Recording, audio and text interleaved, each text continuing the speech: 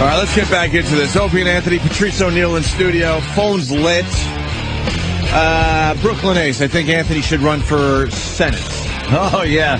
I'm sure the Sets for Sam tape should really get me into office. Yeah. Tim in Portland, I paid over $2 million in taxes last year. It needs to get over it. Let me just run down this. Bill in California, there's no law that says you have to pay income taxes. That old gag. That old gag? I know it's real, but really... Yeah, try it. Yeah, that's what I'm getting at by that old gag. Yeah, all they do is say, yes, you do, and that's it. If you don't... that's it. You understand how we're living, man? Yeah, hold on a minute. Scary. Ant doesn't know how right he is. There's a lot of dudes out here who will look at this guy as a martyr, even though you didn't say martyr with this guy, did you? Yeah, I said a lot of people will look at him, or there are certain people that will look at him as a martyr, right? As a patriot. Talking about the guy who crashed into that building, the IRS building in Austin. What about Charlie Rangel? He hasn't paid taxes for years, and he just gets a pass. I've been battling the IRS for 12 years. There's just thugs for Congress. I've had problems with the IRS, and while I don't agree with this guy, I understand. Yeah. And if this guy listened to all the tax relief commercials you guys air, he wouldn't have run the plane into the building. So, Patrice, I got a note that you were just foaming listening to the show on your way in today, huh? I wish I could go back in time and, sorry, I just had to No, fine. I wish I could go back in time and not be so fucking dumb. Because I think when they say youth is wasted on the young, I think it means we're all irrelevant right now. Mm-hmm. The people that are fucking mad, it don't matter. We're old, we're stuck. I love my ceiling fan. Yeah. I got some dogs. Bitch needs some shoes. Something happens to say I need to pay. You're in your rut. You are a willing participant in this shit. Oh, we've been brainwashed. Many years of growing up in this. We're just kind of brainwashed. You're part of the machine. Part of the machine. But I heard a guy do an interview one time on one of these, like the InfoWars, the Alex Jones kind of thing. He was just doing an interview. And it was on iTunes. And he said something, and it stuck with me just in a practical way. He said, aren't you just, like he was talking about, like how the government has a thing they call, Bohemian Grove, where they just all go there and all the leaders of the world put on suits and they burn owls, and it's a fact. It's not a pretend thing. And he just goes, that doesn't bother you? Like, he didn't even try to make a point. He goes, doesn't that just bother you? And so at the end of the day, the fact is, the government owes the bank. Mm-hmm. The bank of the Federal Reserve Bank. Owns the government. The government owes them money. Yeah, when you owe someone, they own you. The government owns us. We are here only to pay the government back for the money it owes the bank. That's what we are. And fuck the argument. That doesn't bother you? We're just the fucking batteries in the Matrix. They don't take all your money because they don't have enough people to stop 300 million people from fucking shit up. From taking all our money. All of it.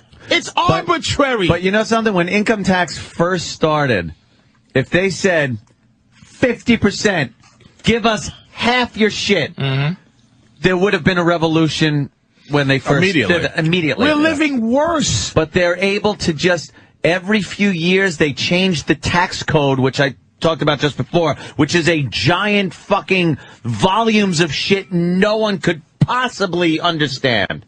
No one could possibly fucking understand. But there's people who are so willing.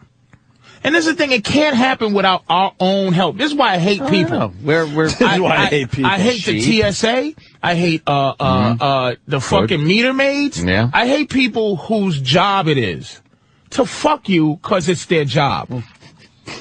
And they just say, that's a lot of people's jobs, though. They go, yes. It's like, listen, we need you to just give out tickets. We don't give a fuck. Guy's trying to get into work. He parks. He might come out. It's 30 seconds overtime. Give him a fucking $65, $75. And all he's trying to do is his job. It's not like he's decided to park there and do something leisurely. He's actually trying to get his job done for that. And the politicians just look the other way. That shit drives me fucking nuts because you hear from these companies, they go, well, I had to go down to City Hall and make a deal with them because I owed over $100,000 in parking tickets for doing his job and for his employees doing their jobs. They don't care. Right. And the money doesn't exist. The money doesn't. This is why they print it all. Because here's the thing. Have you ever looked in your bank account? I mean, I know you got a lot of money, but you still must just enjoy hearing the fucking balance from time to time on something. No, nowadays it just makes me nervous. Because I've gone into my account. I'm not at a place where I go not into my account. Mm-hmm. And sometimes there might be $1 missing or 10. I go, I know that I had something. 10. And I got something. Not 10. 4. It's like, what? So I'm like, somebody just took something. Cause I swear to God, I paid for, a coffee once. It was $2. I paid with a credit card. We don't have, money's useless right now. So once all the money is just garbage and we're paying with, they could just take it. They don't need to come and send the army to take your shit. They just take your shit. Pay back somebody. See, this is where we talk about race a lot on this show and shit, man. I love talking about race because I think this shit is fun. Yeah. I think it's fun not liking other motherfuckers for what they do. Exactly. But at the end of the day, I don't have any hatred because I know it's a scam to get I used to hate the militia guys in the hills. Mm-hmm. You know, they paint them to me as a black man, crazy motherfuckers who are out to kill me. That's their point. KKK, they're practicing to kill me. Yeah. Those guys are practicing for the government because they don't want to fucking pay taxes. They're well read about the fucking the Constitution. Mm-hmm. When they go the Second Amendment, guns. We no guns. To me, if you're not educated to some degree, you go, why the fuck do these crazy goddamn crackers need guns? All they gonna do is come kill me. What the fuck? Fuck that. Get them. But now I know. Once you learn. Oh shit, it's to protect you from what's going on right fucking now. Cops are out of hand. I mean, look, there's some, where I grew up, a cop is a cop because he got his uniform on. We didn't give a fuck about a cop. Cop was the enemy. As I get older, own property, meet police. Yes, exactly. And humanize them, right? Mm-hmm. I go, damn, I don't just say, oh, fuck a cop, but there are cops who think they're the police because they're the police. They not the law. There used to be things you could say, like, hey, man, you can't just do that to me, cop. They have a thing called disorderly conduct, which erases all your horse shit that you think you know about the law. It's essentially to say, I can do anything I fucking want to you. Oh, you can be brought in for anything. Anytime. Yeah, anytime. Disorderly conduct. Don't question authority. Disorderly conduct is that one of those things where it's like, I didn't like what you just said to me. Yes. And here's the problem. Fuck all the top people. It's us doing it to each. We just say yes. I will fuck other people. Yeah, we're at the bottom of the little marionette strings. You know? We just go yes. Yeah. Yeah, okay. So guy, fucking African, quote unquote, tries to blow up a plane. This inept little douchebag with his underwear bomb to get us to submit to showing my non-big dick in an X-ray. I know. Now we gotta all show our penises. My funny hanging balls. Some cunt, some fat bitch from Newark. She gets to see my balls hang, and she gets level 12 clearance. It's bullshit. I'm going to make my balls very gamey for now on when I have to fly. Just so they can see a fungus. Yeah, just very gamey. Let something grow to it becomes explosive material. But Patrice, you're going off on a lot of different tangents here. Not really. Which is fine. Not really. But bring it back to the guy who crashed his plane down there in Austin. It's all the same. Yeah, that's what I'm getting at. For that. He feels like he'd rather die. And why doesn't the mainstream media, because when we say the media, people go, you're the media. Why doesn't the mainstream media pick up on some of these points? And why do they just go for the easy out and just go, well, another fucking kook decided to blah, blah. Because they're the TSA. They're the National Guard who, if they're told to come and lock down a community, or they're the guys in the movies with the helmets on that say you got the outbreak monkey shit. The news are just they're told what to fucking do, and they do it. Listen, and going with that point, we have 8 TVs in the studio right now. We have a guy that flew a plane into a building yesterday because he's a bit disgruntled, and some say he's just a crazy man, whatever. But it certainly should open up a discussion. But instead, I'm watching the TVs around our studio set up for the big Tiger Woods fucking press conference today.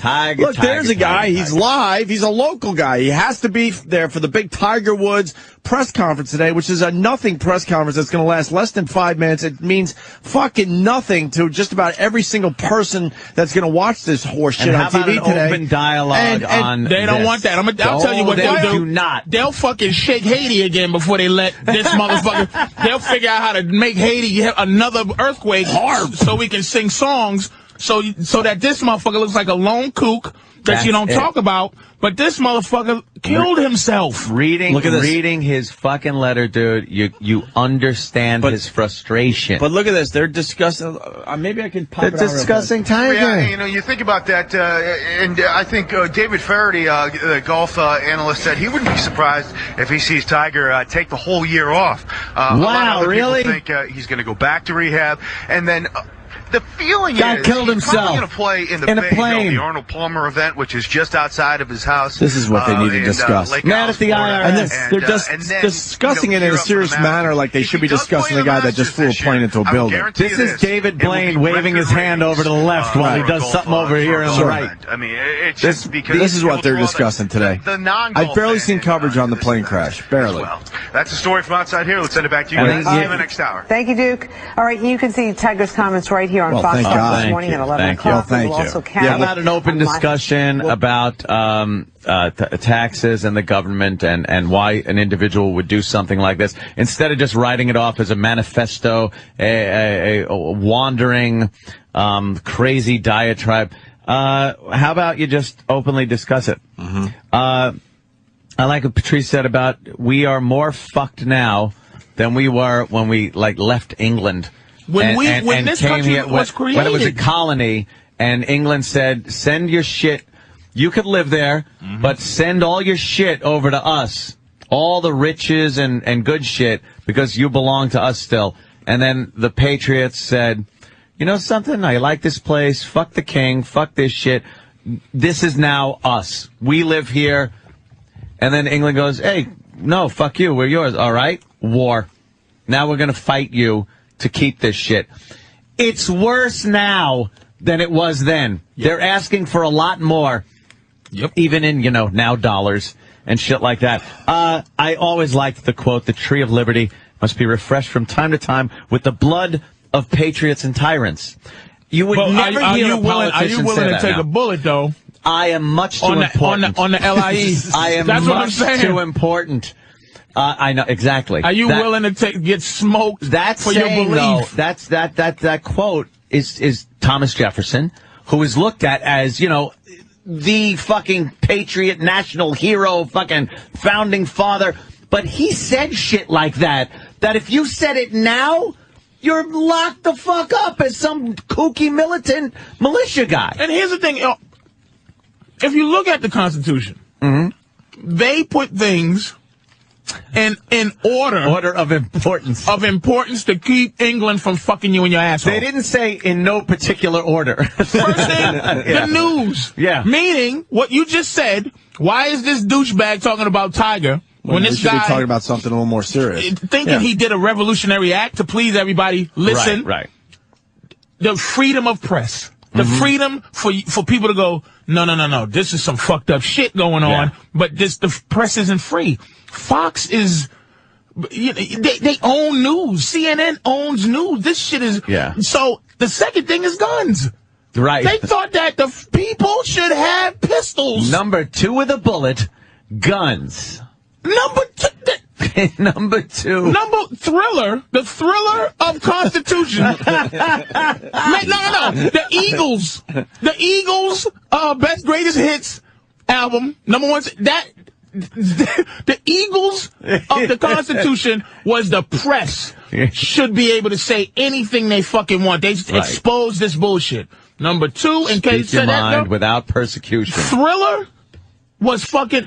And then I don't even know what AC/DC Black. I think that's one of those wacky. You shall not be able to take a soldier and put him in your house and board him during some type of war or peace time. There's a term called posse comitatus. You know, you just be on there. One thing leads to another. Posse comitatus, right? It's a law, supposedly. You know, they made it.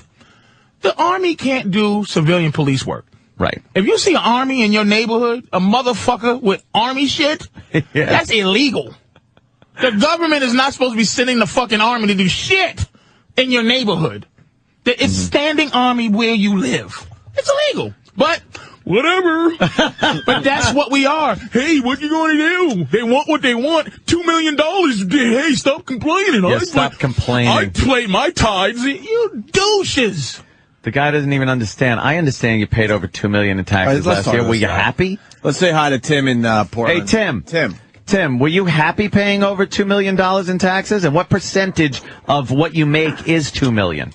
Honestly, I got to set this up the right way and say that I used to be a poor black kid in the Bronx, and I grew up and I got into microprocessing, and so I always dreamed about being rich, and now that I am, it really doesn't. I just look at it this way: the government is the biggest mafia in the world, and you got to pay to play.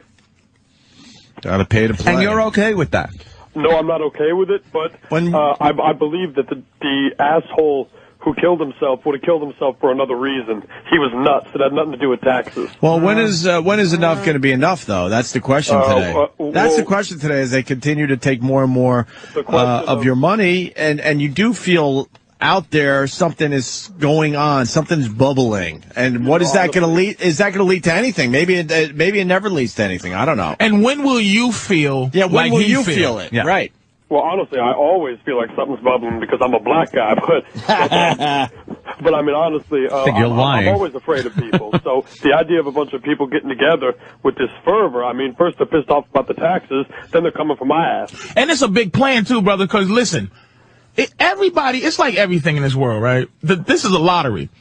We got to have some people hit a lottery so everybody can think that they can win. Right. So when you have a bootstrap story like you picked yourself up from the Bronx, we have to hear these kind of stories to make people who might fly a plane into a building for some reason go, maybe tomorrow. Yeah, right. Go, maybe hey, tomorrow's this my guy's day. an asshole. Where I get to make my money. Because I did it. But right. It's not, this is a system, man, that's based on, like a lot of women don't understand, right? The women's the women's liberation movement. They think it was based on, hey, we're tired. It's wrong to just continue to fuck women on every level. No, it's because these bitches was home raising the kids and they wasn't getting taxed. They didn't make no motherfucking money. So get these bitches riled up so they can go out there and make some money so we can take that shit because we owe. Half the population isn't paying taxes. Hold on a minute. Get them out there working. Hold on a minute. Probably going to look down if he's really feeling emotional. Do you think he should read from a statement, or do you think he should just say it from his heart? Reading from a statement is the worst thing. You come across as unemotional. It's just Tiger Woods. Tiger Woods. So what you want to do, you want to make eye contact with someone on specific points, and then now they're doing body language. They got body language experts. He's going to be doing some self-touching, pacification, making himself feel pacification better. Really look for genuine remorse. What is he going to suck on the nipple of a hooker? About what's happened. Yeah. Let's look at some of the past mea culpas that we've had in our news. The first one is our former sleight of hand right there. When he apologized. There's some sleight of hand you're saying. You're seeing magic tricks. To every New Yorker. And I guarantee if you find something that's talking about the IRS guy, he's just a mental case, and that's what he is. Patrice, 8 TVs on. Every once in a while I see the shot of the building on fire, but I don't see them sitting down with experts. They're not discussing, right. Or anybody. I'm sure they did a little discussing on Fox News last night. But not in CNN and MSNBC, but not on a level of what was affecting him that he did this. They don't delve into it. Like I said, just broad strokes, right? 6 pages that this guy wrote that was pretty concise and understandable. It wasn't a rambling diatribe. I understood everything that was written there. It wasn't like my dog was talking to me. Satan told me to do this. Fucking, it made sense. It was his story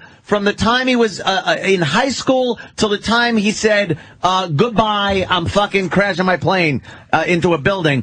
All in between was his life and how disgusted he was at American people for just being sheep, and how he bought into it, and then how disillusioned he got when time and time again he just got fucked in the ass. What? And then it's like, I had no problem understanding what he was writing. Why? I'm not flying a plane into a fucking building, but I understood his writings. They basically label us as shock jocks. Why are we talking about this way more than any fucking newsreader today? This is shocking. It's unbelievable. I mean, because they don't want to. Yeah. And A-Rod. Yeah. Also A-Rod. Yeah. Throw A-Rod in. It had to do with steroids. My cousin started telling me. The White House also said, and they put this out so quickly, this is not a terrorist event.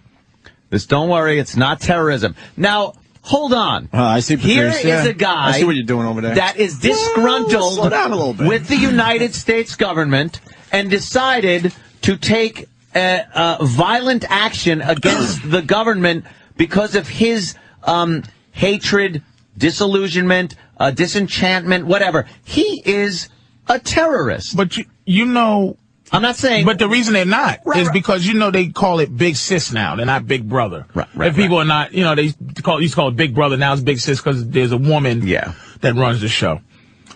She made priority 1 in terms of terrorism acts, but no one's talking about it. It's just in there. It's just the crazy crackers in the hills.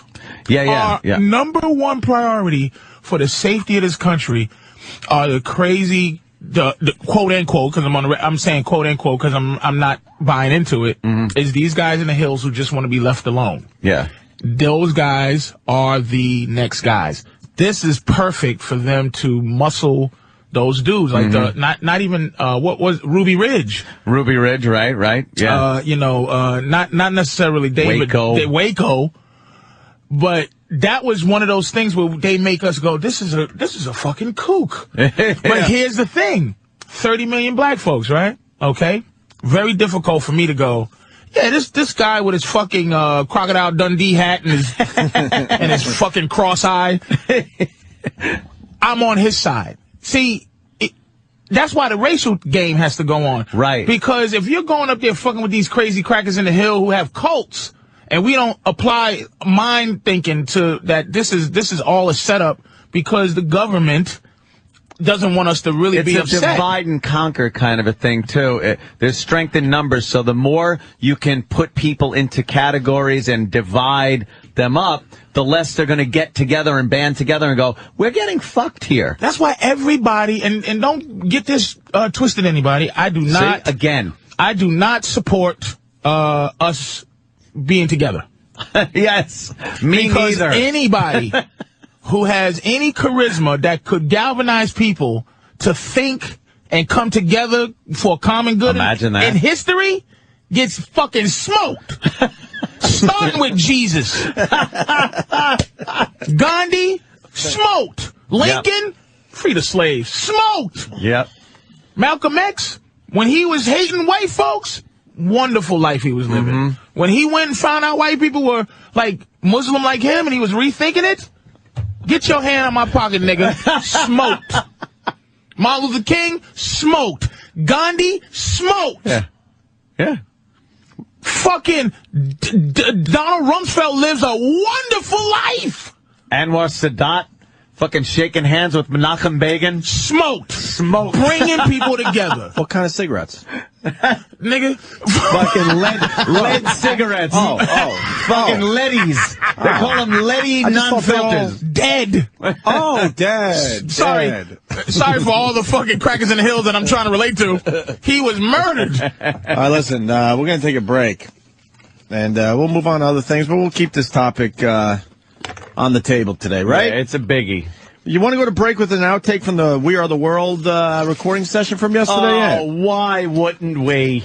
This is our distraction to make you forget about all the money that the government's taking. Yeah, we'll do that. We're no better than anyone else. We'll just distract you. The behind-the-scenes video is up on my YouTube channel, Opie Radio, whatever. The video that's really hot today is fucking read this palm. Read this, what the fuck is it again? Read this palm, you gypsy bitch. You gypsy bitch, which is right on the front page of wwtdd.com. It's the video with the commentary from the show yesterday, starring Patrice O'Neill. It's great if you haven't seen it yet.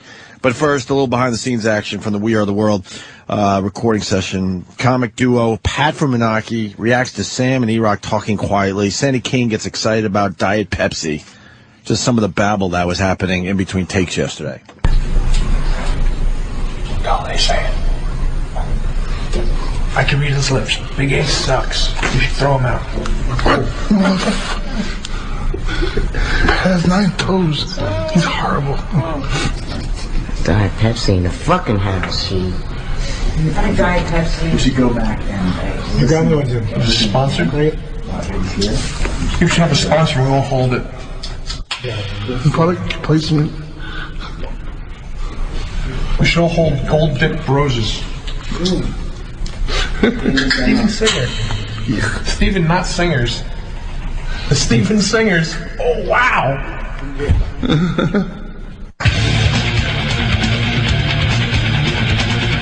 Yeah, we got a lot going on today. We're going to have Laszlo come in and do a little tech action for us. The Tiger Woods thing, Patrice. We're going to change gears for a little while, but then we're going to get into some Keith Olbermann audio, which is terrific. Oh, really? What's he talking about? It's terrific. Talking about Tea Parties, the Tea Party movement, and racism against Obama. People aren't happy with Obama, so he just quickly assumes it's got to be just completely racist. Yeah. But it goes with everything we were talking about for the last hour, or mostly Anthony was talking about for the last hour. But the Tiger Woods thing there, Patrice, big press conference today at 11 o'clock. A lot of the media saying, hey, he owes me an apology. Very interesting. What does that even mean? I don't know. Someone owe you. I'm sorry I got a whole bunch of pussy got caught. and they're saying he owes an apology to his the family other and friends? golfers. Oh, right. Yeah, really? Really? For what reason? What he did for the other golfers is made them more money because the sport in general, because of Tiger Woods, got richer. So these guys got richer. They're angry. A lot of these guys, like I think Sergio something Garcia? Sergio, not important though, is fucking really upset that people are asking him questions about Tiger. Oh, yeah, and Tiger left his colleagues to, like, golf is a game you can play absolutely by yourself. You're trying to beat numbers. I mean, let's be honest. You don't have to be playing. Yeah, you could be out there on the course by yourself. You're absolutely right. You can bowl by yourself and go, hey, I bowled a goddamn 300. You don't need somebody else to go, yes, you did. You just do it. He bowled it against me. I don't need you. It's definitely a individual sport big time. Yeah. They make believe it's not. But you're right. They're basically golfing for a number. You owe me an apology. You don't owe nobody shit. Suck a dick. That's what I was tweeting last night. This the ratings on golf are way the fuck down compared to this part of the season last year because the season's not really heating up yet. Or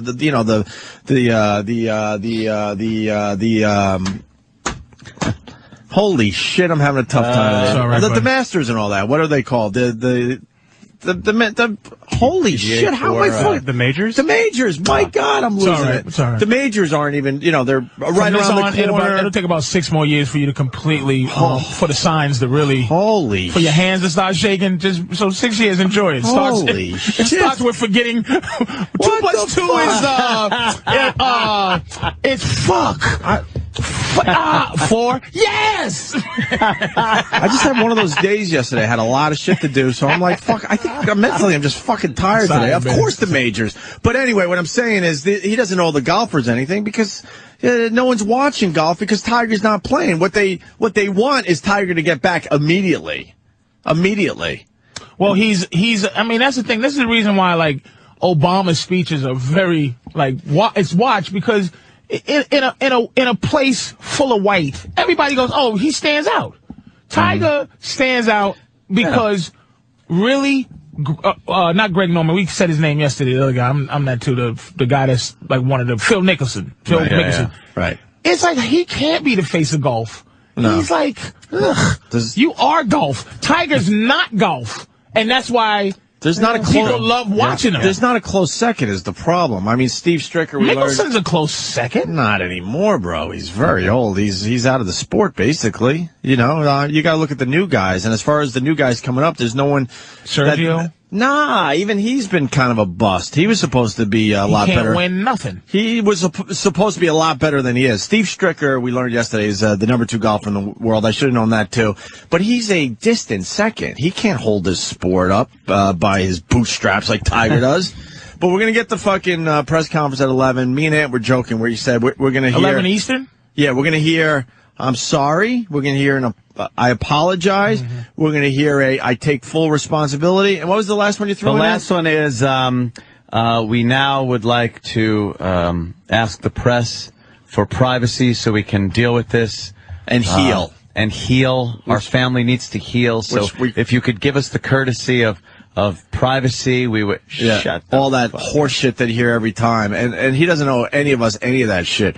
If he owes his wife an apology and his friends an apology, he's done that by now behind closed doors. And right? I know that big check with "sorry, honey" on the memo part. The memo. I'm sorry, I'm honey. sorry. Love Tiger on the memo part. Hey man, she was photographed yesterday with her Nike gear on, so that was saying something. People are saying no rings. That's why I love my mother and my girl, because they don't have the same like morals that the mother from Scarface has. I make my mother mad, if I cheat on my bitch, I can buy her out for a good meal. The morals that Scarface's mother. Where she says, "I do not want your money. I do not want you here." He goes, "Here's $1,000, mama." It's like my mother would say, "You shouldn't do this." If I gave my mother $10,000 of drug money and put in her bra, everything would be fucking good, right? fine, man. Mama, your son is a big success. I love when he sits there. He sits back like, "Nah, I'm a big success."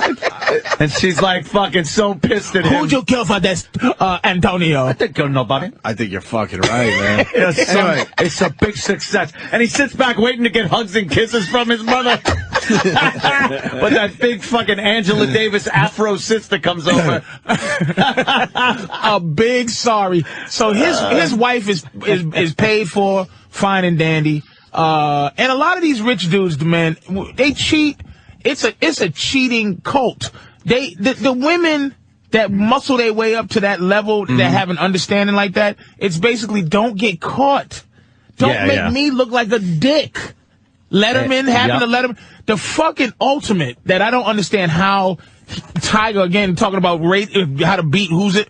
I don't understand how Tiger beats the governor of South Carolina who abandoned the state for some side pussy. He didn't abandon his wife. That's a bigger story, don't you think? Like he should be still number one on the charts. The president of the United States got his dick sucked. Elliot Spitzer fucking went to hookers. What? Fucking McGreevy was sucking dick at truck stops. I mean, but Tiger Woods is the poster child. It's disgusting. David Letterman has he had a vault in the back of his thing built to get his dick sucked. Like one of the things where you pull down 3 books and the candle. The bookshelf turns around. You lift up the statue's head and press the red button. Right. God bless Letterman, man. Are you serious? It leads to. Remember yesterday we were talking about that The Insider. Well, they had Jerry Springer on talking about the Tiger Woods thing, and it's the same shit. They're talking about how Tiger owes us this and that, and Jerry actually is like, he don't owe us shit. And then they went after Jerry Springer. So it's a quick clip I want to play for everybody today. Do you think Elin should stand by Tiger's side at the press conference? Absolutely not. You know what? For the past 3 months since this guy is that Mario Lopez? No, that's the other show. He's on. I'm embarrassed that I know this, but I think he's on Extra. Because Mario's turned into that guy too. This is naughty to other guys. I'll say it every fucking time. This white guy is the guy that said Tiger Woods, when this all went down, owes me an apology. As a golf fan, I think he said, as a golf fan, Tiger owes me an apology. And as a white man, a middle-aged white man, I was fucking embarrassed. Who cares? Traded a ball. I was so embarrassed. Yeah, traded a ball. Fucking ball trader. Fucking douche chills, and here he goes again. It's that same guy. Listen how like this guy is. Right. Do you think Elin should stand by Tiger's side at the press conference? Absolutely not. You know what? For the past 3 months since the scandal broke, all we've seen is Elin and all the gossip magazines and everything. We need to hear from Tiger now. If she is there, not only is it going to be extremely awkward, but everyone's going to be focusing on what her reaction, what he's saying is. We need to hear from Tiger. This guy must have a clit. Yeah. This is like that's a vagina. He's talking out of his shit. No offense to the vaginas out there, but this is vagina shit. Fag. And I don't mean that he fucks other men. This is like fucking faggoty. Sissy. This is gossipy gossip. It'll take away from what Tiger has to say. I don't think she shouldn't be. Why do you even give a shit? Right. And the thing that you know about human nature, I swear I had a show idea, we talked about all day long, is a show following people who do this. And just for a year, just follow them. And just do a show like, this sissy went in there, fucked the boy in his ass and left. Yeah. Why don't you tell us why you went into that sex shop? You know, I'm off of work. We all have vices. There's no one that's perfect. But you're calling out everybody on your show. What do you have to say to that? Like, just shove a mic in his face. I would love to see that. Oh, it would be good. That would really be a great show. He owes us an apology. Absolutely not. She should not. It's like, what? I hate these gossip shows. That's why I watch, just to get fucking enraged. I would never take a job where I couldn't at least give a man's point of view on something. Yeah, this guy is giving a vagina point of view. Exactly. All right, it gets better with Jerry Springer. Hear from Tiger. With all due respect, it's not our business. If she wants to be there, let her be there. None of this is our business. Doesn't it's it their create marriage. mayhem? That is... Sums it up. That's as easy as it gets. That is the only answer to this entire thing. Jerry Springer, of all people. Good answer, Jerry. Right. Although we've had Jerry on the show, and he's a cool dude. He has a douchey show. And he admits it, though. That's why he's great. He goes, I have the worst. Right. I think he says, I have the worst show on TV. He says he's got the worst show on TV. He goes, but it's been on for so many years. He goes, what am I going to do? Stop doing it? But Jerry Springer gives the most obvious and the only answer in general to this. None of your bit. And this topic. But watch, they can't go with that. That to that type of show, what Jerry just said is like, no, everything's our business. It has to be, or we don't exist. We don't have fucking jobs. We don't exist. It's our business. Unless Lindsay Lohan's fucking pussy slips out when she's coming out of a limo. Fuck. Well, here comes hilarious. Jesus Christ, man. Exactly. Here comes the heat, though. They can't let Jerry just say that. Let her be there. None of this is our business. Doesn't it's it create mayhem, though, Mr. Mayhem? Doesn't this create a circus environment? It's going to be a circus regardless if Elin is there, but I don't think Elin should be there. She should stay far away. Tiger got himself into this mess. He should get himself out. If the reports are true and they're not living in the same house, it's going to be very confusing to the public, this appearance of reconciliation. I'm just saying, it's not our business. They have a marriage.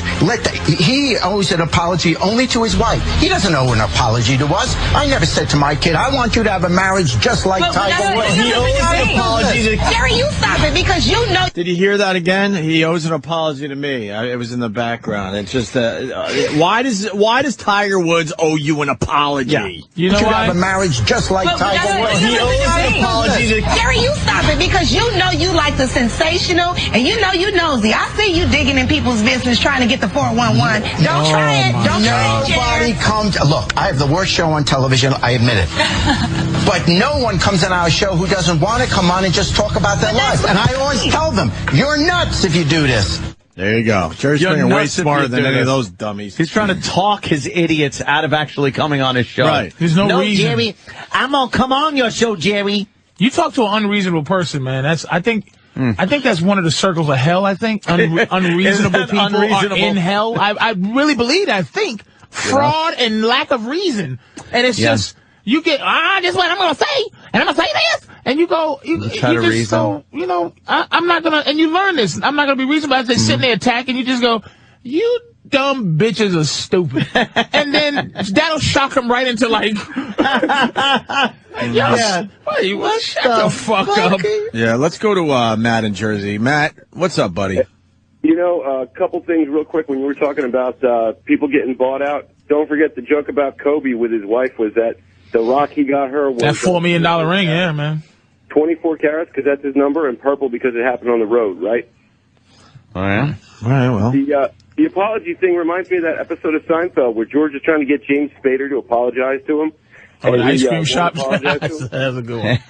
He's like, no. It's like, what is it with apologies, though? What is it with this thing where someone owes... It's like the Michael Vick thing, and I talked about that. I love animals, hated what he did, but the one thing he did that he doesn't owe anything...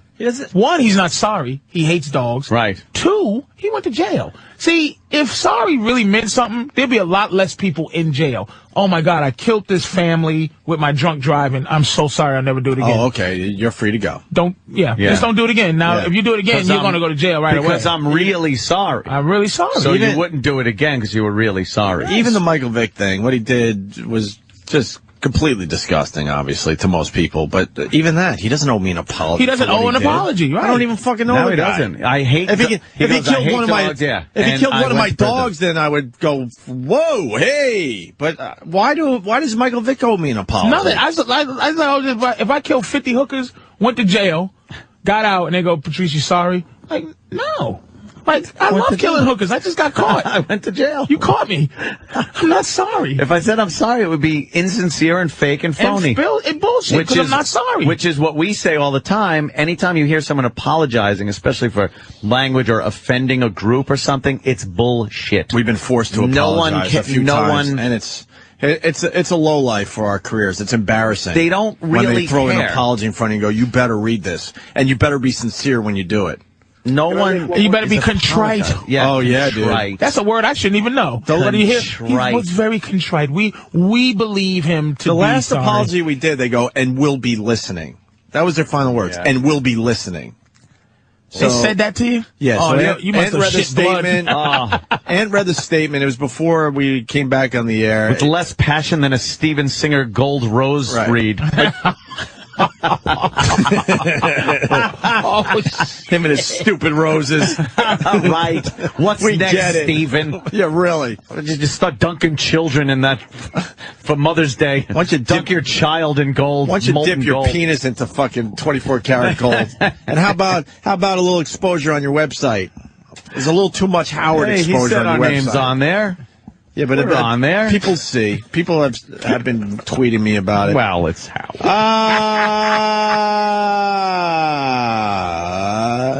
Oh yeah. Tiger Woods and his apologies. Okay, let me. It's like a countdown to Tiger's apology on the news. Let's say hi to Ian Halperin. World we're in. Ian. Hey, Good Friday. Good Friday, Opie. Good Friday, Ian. This is a good spot for you, man. We're talking about Tiger Woods, the big press conferences at 11. What are you hearing? I don't know what's going to go on there. I'll tell you one thing about Tiger. Whoa! Isn't it your job to know what's going on? Yeah. Yeah, but I'm undercover here. I've been flying around. I'm in a whirlwind here. I'm dizzy. I wish it was the cover of a coffin. Reggie Bush is on my mind this morning because Reggie Bush. We're all talking about Tiger Woods. No, he's you better have something on Tiger, or you're going to be fucking hung up on. Ian's 10 steps ahead of everybody. He's on to somebody else already. I'm sorry. Yes, Ian. I apologize. Bush is going in front of the NCAA committee today, and I'll tell you one thing. I think he's going to have to hide that Heisman up Kardashian's ass because he's going to be dethroned of that. He was being paid illegally, all kinds of illegal things were going on. And OJ still has his. Take this Heisman away from him. You don't even know what you're saying. OJ has his Heisman. He just fucked you up. They're not going to take his fucking Heisman trophy. Oh, knockout punch by Patrice O'Neal. OJ. If they didn't take OJ's Heisman, there's not a chance anyone else will get their Heisman taken away. Trophy. Come on, Ian. No, Google it. And plus, it's not his fault. It's the university's fault. They're going to blame the university's going to get judged. He's a professional athlete now, and he's done with college, and he's going to keep his trophy. Then no one's going to take it. And do what? Say there's no winner for his year? Yeah. It's not going to happen. it doesn't go well with the NCAA when you're banging a white chick, and that's what's. Whoa! Hey, man, that's a very honest thing. They are taking that trophy away. I mean, they're going to have to seriously get people to exhume it from Kardashian's butt. That's where he has it, and that trophy he's going to be dethroned. I'm telling you right now. Well, that's big news. So the 2000 and what is it, 6? Yeah, 6'5". 5. What are they going to do? They're going to give it to the other guy? He gets it now, and he's going to take it and go, hey, I rightfully... It's not like he took performance-enhancing drugs. He fucking took money. So does that make him run better because he took money from a fucking... like a booster? He was the same guy. Whether he didn't take money or not, he won it. He performed. Fair and fucking square. They're not going to take his... It's unprecedented. They can't take it. Yeah, they're taking it, dude. They're taking it. Mark my words. Google it, man. I'm telling you right All right. Mark my words. All right. And he's going to walk, man. He's going to be dethroned. They have to set a precedent. They're going to make him a scapegoat. Look, if it was a white guy, this would never happen. The fact it's Reggie Bush, he's banging a white chick, you know. But by the way, I banged a Kardashian girl once. Google it. You banged her? No, you did. No, you did. I swear. I didn't bang her. I saw it. You didn't bang her. I was sitting next to her mom the other night at the Boa restaurant in Beverly Hills, and I'll say this, man, she looks like crap, that mom. Like she's had more surgery than Michael Jackson, I think, tenfold. That woman, her face seemed to be falling down. Ian, I'm going to give you a scoop. They're saying now that Michael Jordan will be at this press conference with Tiger Woods today. What do you got on that? Well, they're taking bets on what he's going to say. You want Michael Jordan? I mean, I think he might have had some side pussy over the years. I don't know for sure. Oh, yeah, he lost his wife. He lost his marriage. Yeah. Is it a fit? Yeah, all right. So why would he be at the press conference with Tiger Woods? But that's the big rumor right now. Tiger's like the flying nun compared to Michael Jordan. Michael Jordan was banging everything in sight during his NBA career. So this is the old I know, I pulled a train with him. And, you know, after the press conference, they're going to head down to the local strip bar and spend, you know, what we make in about a day. They'll be that'd be great. Yeah, that'd be great. So you dine next to Kris Jenner on Valentine's Day, and you want to explain the fascination with this family, the Kardashians. Yeah, I mean, look, she's alone. Valentine's, I think her hubby, Bruce Jenner, was playing in the Pro-Am every year, so she's with some hot chick. Her face looks like it's falling off. I sneezed, by the way, almost on her. And why are we so obsessed with these chicks? They're all banging black dudes. The mom, she looks about, I'd say in person, about 93. And Bruce Jenner, man, look, he only got it up in Montreal, my hometown, in 76. What has he done since? Well, he didn't need to do anything else. He won a lot of fucking medals. I just think this is Robert Kardashian's hell, is what it is, for getting OJ off the hook for murder. His hell is now to spend eternity looking at his daughters having sex with big black men. I mean, high-level balls. Yes. Oh, yeah. Just taking it balls deep. 6'11" dicks. Oh, yeah. Mashing those tender white women. Oh, yeah. Just mashing the inside. God bless reparations. That's it. Robert Kardashian's just in fucking, like, purgatory somewhere going, what is it? I gotta watch this? Ian, this just in. Jordan's gonna be announced as one of Tiger's last mistresses. Oh, there you go. Yes, coming that's out going to be... that wouldn't surprise me. Hey, listen, speaking of gay, you say there's a big fucking gay sex scandal happening with the Olympics. Uh-oh. Yeah, really. One of my sources, he's at the Olympics right now, and he think it's one of the ice skaters? Figure skaters? Because I wouldn't believe it. It wouldn't be. It's got to be a sport where you would never think, right, Ian? No, incredibly, it's two hockey players, one from the U.S. team and one from Belarus. They were caught making out in the Olympic Village 2 or 3 nights ago, and you know, that was a dare. Yeah, come on. Probably some dumb fucking. That's to prove how tough you are in some shitty country. Right. So, what's going on there, man? There's a lot of hanky-panky. It seems all of these athletes, they're shagging each other in that village. My source, who's been covering it for European Magazine, he says it's a lot of sex is going on in that village. Now, of course there's a lot of sex going on in that village. Ian, the Olympics. Can I go back now? When you were talking to us about the Super Bowl, didn't you also say a lot of sex was going on with the press and everybody at the Super Bowl? Yes.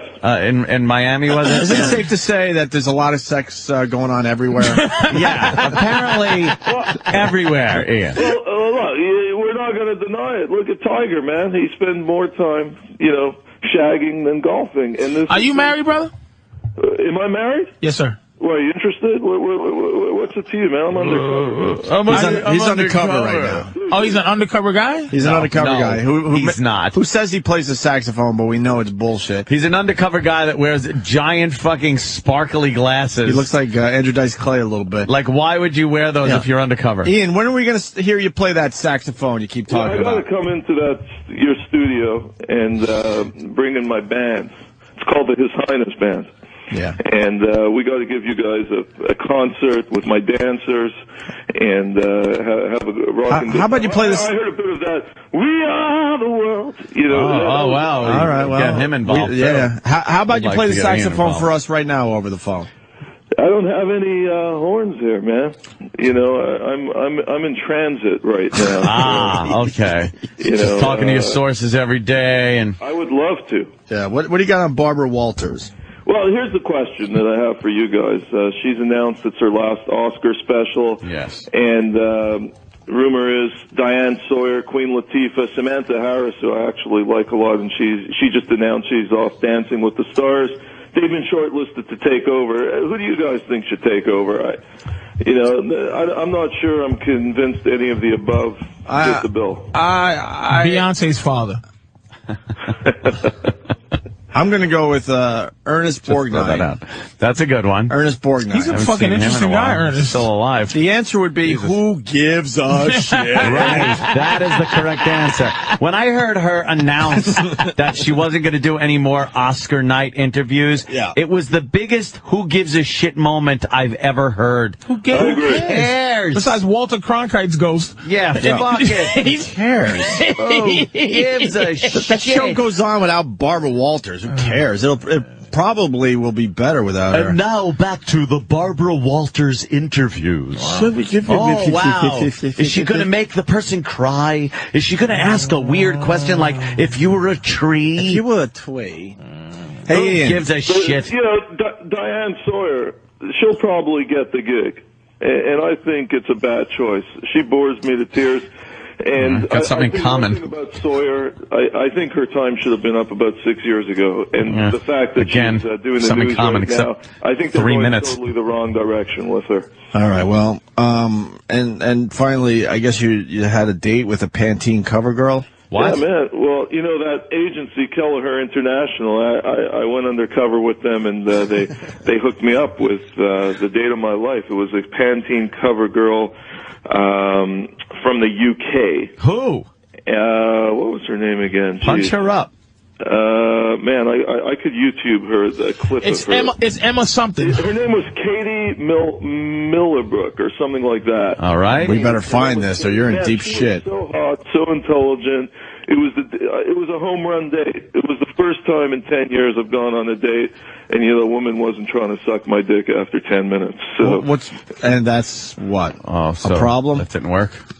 Well, it's quality, man. Usually, for some reason, I've been used to McDonald's. This was prime rib. Are we looking at her now, Danny? No, we can't find her. Ian was happy to be sitting there, not getting his dick sucked, because you were having a great moment with this Pantene model. Boy, you're a real man, Ian. Yeah, quality, man. I felt Ian so good. We talked about Halpern everything. Is so full of shit. He's laughing. You are so full of... Is that her? This girl... and you're happy she wasn't sucking your dick? What's wrong with you? Stop it. Well, hey, man. You sure you weren't in the Olympic Village with that athlete from Belarus? Wow. She's pretty. The only reason she wouldn't be sucking my dick if I was out with her. It would be because I was eating her ass and she couldn't get to my dick. Yeah, why didn't you eat her ass, Ian? Well, you know, you got to be a gentleman the first 20 minutes. That is a gentleman. That is a gentleman. Let me say hi to Mark in Florida. Mark, we're on with Ian Halpern, who knows, well, nothing. But we love having him on the show. He's an enigma. Yeah. Mark. Good morning, boys. Hey. Hi. Hey, I just wanted to ask Ian, how the hell can the NCAA take away a private award awarded by the Downtown Athletic Club that has nothing to do with the NCAA? Oh, Ian, comment. Ian, comment. Great insight there. He's got you there, Ian. Damn. Look, from what I know, he's going before the board today. You know it's over when you start with from what I know. I mean, he got off his pulpit. From what I understand, he's not taking it. They're not taking it. Yeah, Ian, he might have got you right there. I think he got you there. Well, I'm looking at this girl. I'm freaking out. Let's see the end result. Again, I predict he will lose the trophy. Ian, it's like the Hall of Fames are private. The Hall of Fames are fucking... Yeah. Let's go to Jason in Virginia. Private. Ian, first of all, wait. Ian, where did you go with this girl? We went to Yamashiro. It's a Japanese restaurant in the Hollywood Hills. And what did you do? Kind of walk me through the date. It was a blind date. I showed up. I had no idea what to expect. And then this beautiful woman shows up. And I said, wow, this is awesome, with a British accent.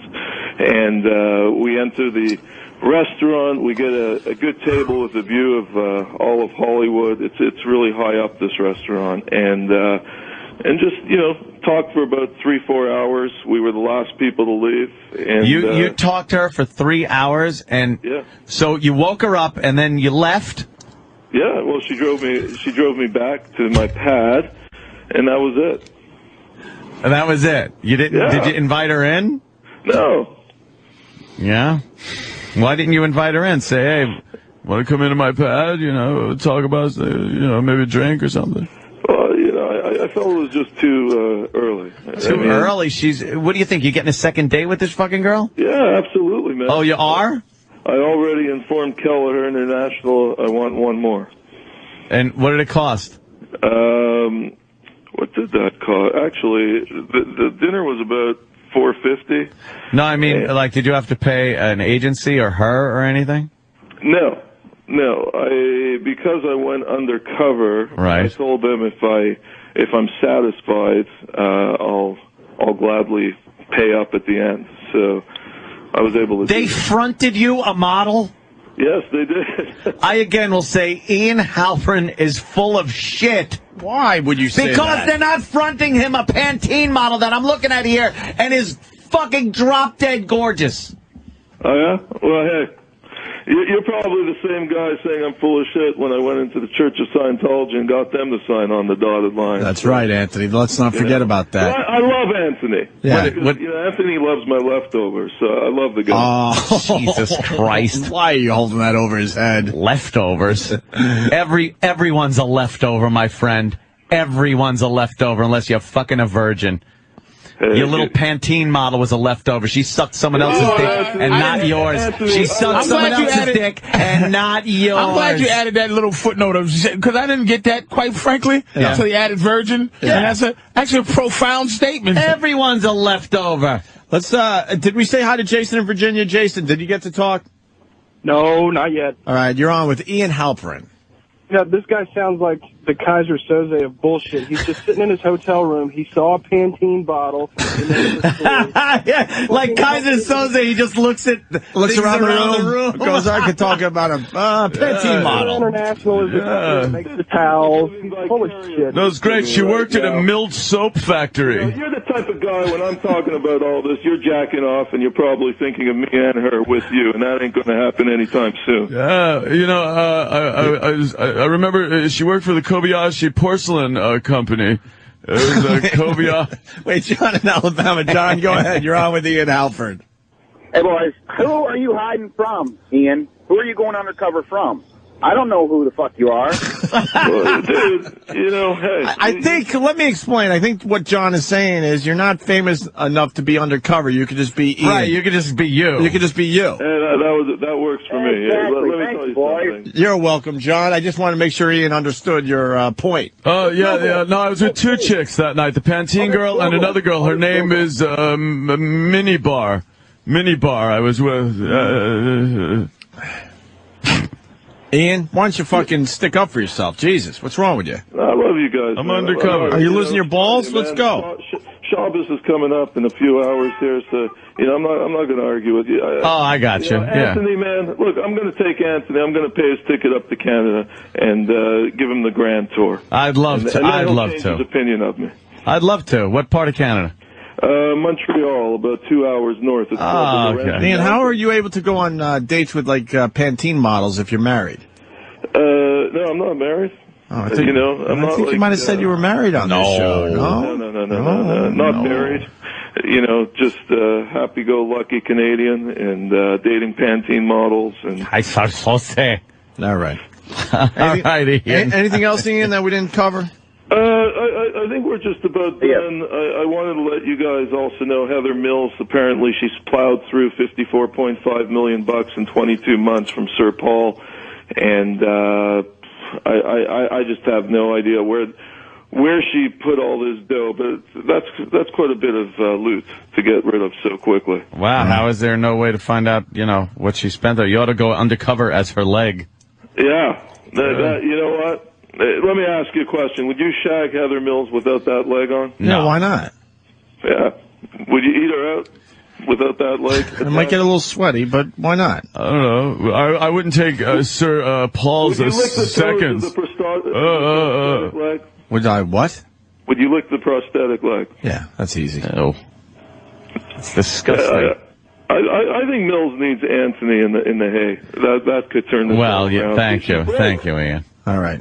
We lost Patrice. Ian, thank you so much, sir. Yes, we appreciate your phone call every week. Everyone on the Opie and Anthony show, the greatest radio show in New York City. And peace out, everyone. Have a great weekend. All right, Ian Halpern. Go to IanUndercover.com. Yes. He's even got the website, IanUndercover.com. IanUndercover.com. Right, Ian? Yeah, that's it. And a lot of people from your show have been saying hi, and I appreciate it. And I'll tell you one thing. Kardashian and Bush, they're toast too. One more year, that's it. After he loses this Heisman, it's all over. That chick, man, she's just, I think it's awful. Have you ever met her? No, I bet she refuses to do our have. show. Dude, I've seen these posters of her all over the place in L.A. It looks more airbrushed than anything I've ever seen. Ian, let me tell you what I just did for you. Yes. It's Follow Friday on Twitter. I am now following Ian Undercover on Twitter. All right. Well, hey, check it up. That's what I do. I'm going to do a post on you guys. That's what I do for you right now. Look at this. I hit follow. You're in. All right. Hey, thanks, bro. All right, get the fuck out of here now, or whatever. All right, Ian Halpern, everyone. All right, we'll take a break. Shit. That fucking guy. Duke, who are you hearing is going to show up? Is Elin going to be there? Oh.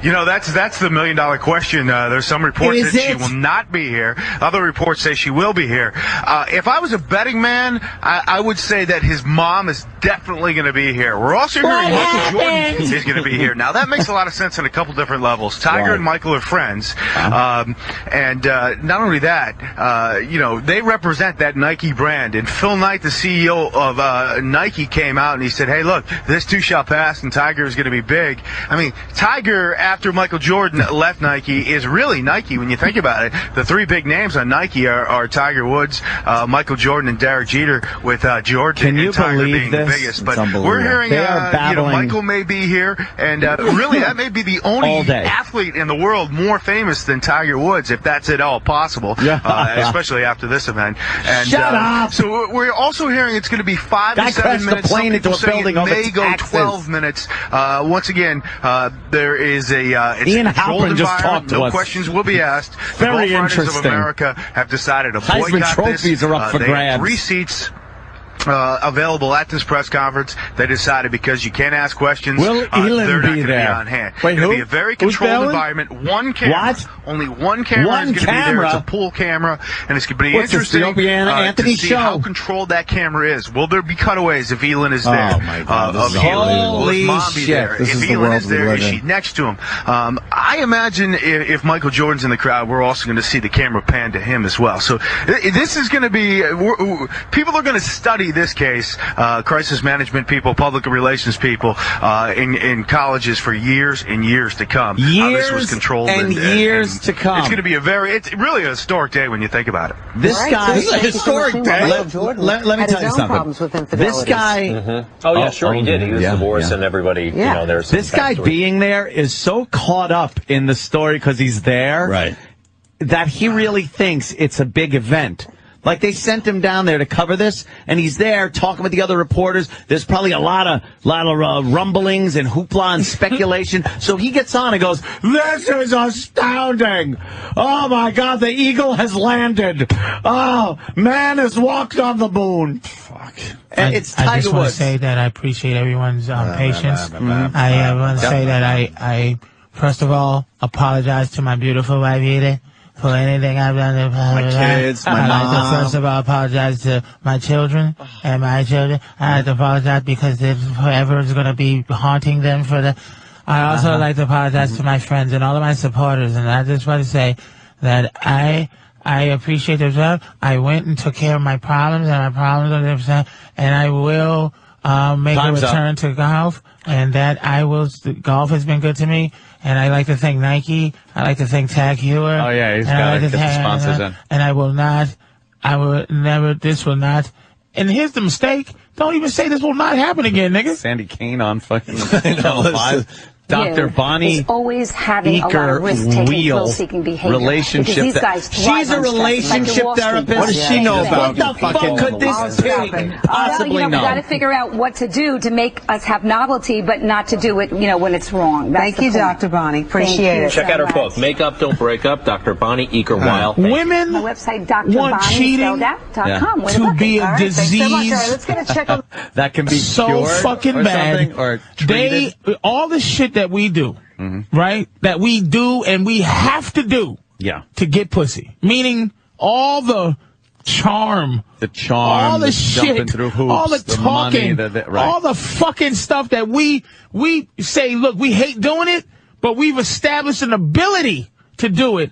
Women just won't establish an ability to make us give them love with the same passion that they give us pussy. That we make them give. We compel them to open their legs. Yes. But they can't compel us to open our hearts. They just fucking write books, say it's a disease, say this. It's look, I've said this before. You can do an interview, right? For the most part, an interview, and you go, say to a woman, do you love your man? Yes, I do. Do you love your family? Yes, I do. Yes. Do you love your children? Yes, I do. Do you love your life? Yes, I do. Are you happy? Yes, I am. Fully happy. Will you fuck that supermodel over there, that Calvin Klein model? Would you risk that to fuck that gorgeous man over there? No, I will not, because I'm happy with my life. Sir, are you happy with your life? Yes. Are you happy with your family? Yes. Are you happy with everyone in your life? Yes, I am. Would you fuck that woman thrown up behind a dumpster and risk everything to fuck that girl peeing in the middle of the street? Would you risk your family? Yes. Yes, I would.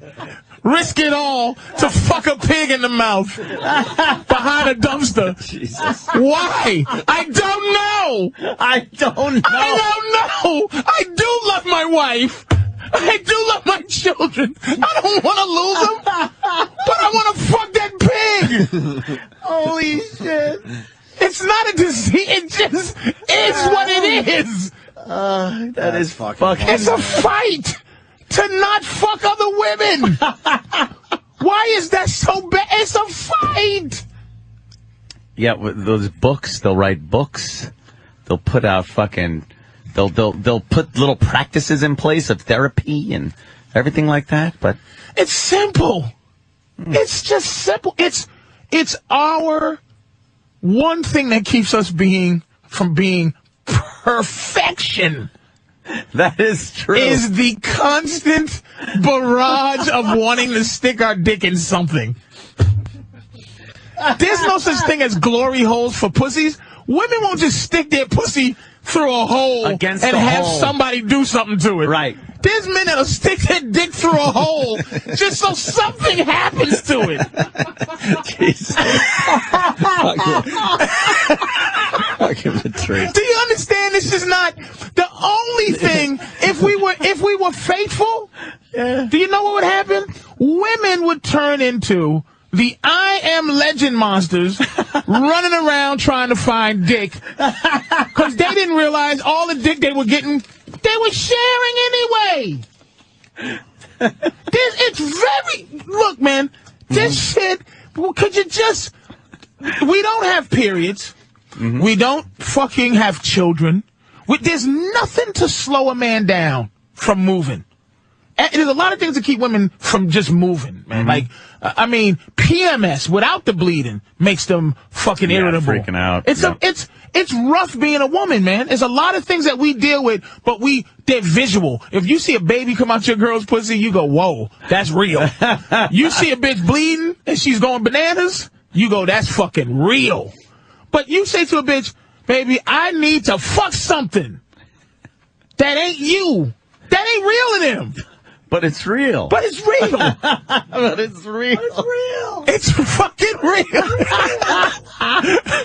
I need to fuck something. That's the man's period. At least understand, yes. That's our cross to bear. I say, I'll be on stage, I go, ladies, you ever been with a man long enough in your life, right? And you go, and you go, this motherfucker act like he's on his period. Right? You know what a man's period is? He's being faithful. That motherfucker is not getting other pussy, so he's irritable. You got to get on TV and show the world his perspective, because there's not a guy out there brave enough to say he's on TV. He's sick. I cramp up. I cry for no reason. Yep. When she says, what time is it? 7:30, bitch. Didn't I buy you a watch? What's wrong with you? I ain't fucking all the bitches, oh. Get over it. I'm having my fucking PMS. They're killing me with this shit. They don't want to understand. They don't even want to understand, man, what it is. And I'm not saying every guy, first of all, fuck that.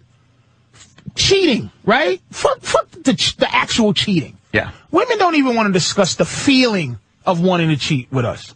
Like the draw to cheat. And I say, look, what is cheating? Cheating is a man that sneaks out of his house to go to find some, like, semblance of happiness behind his woman's back so he doesn't hurt her feelings.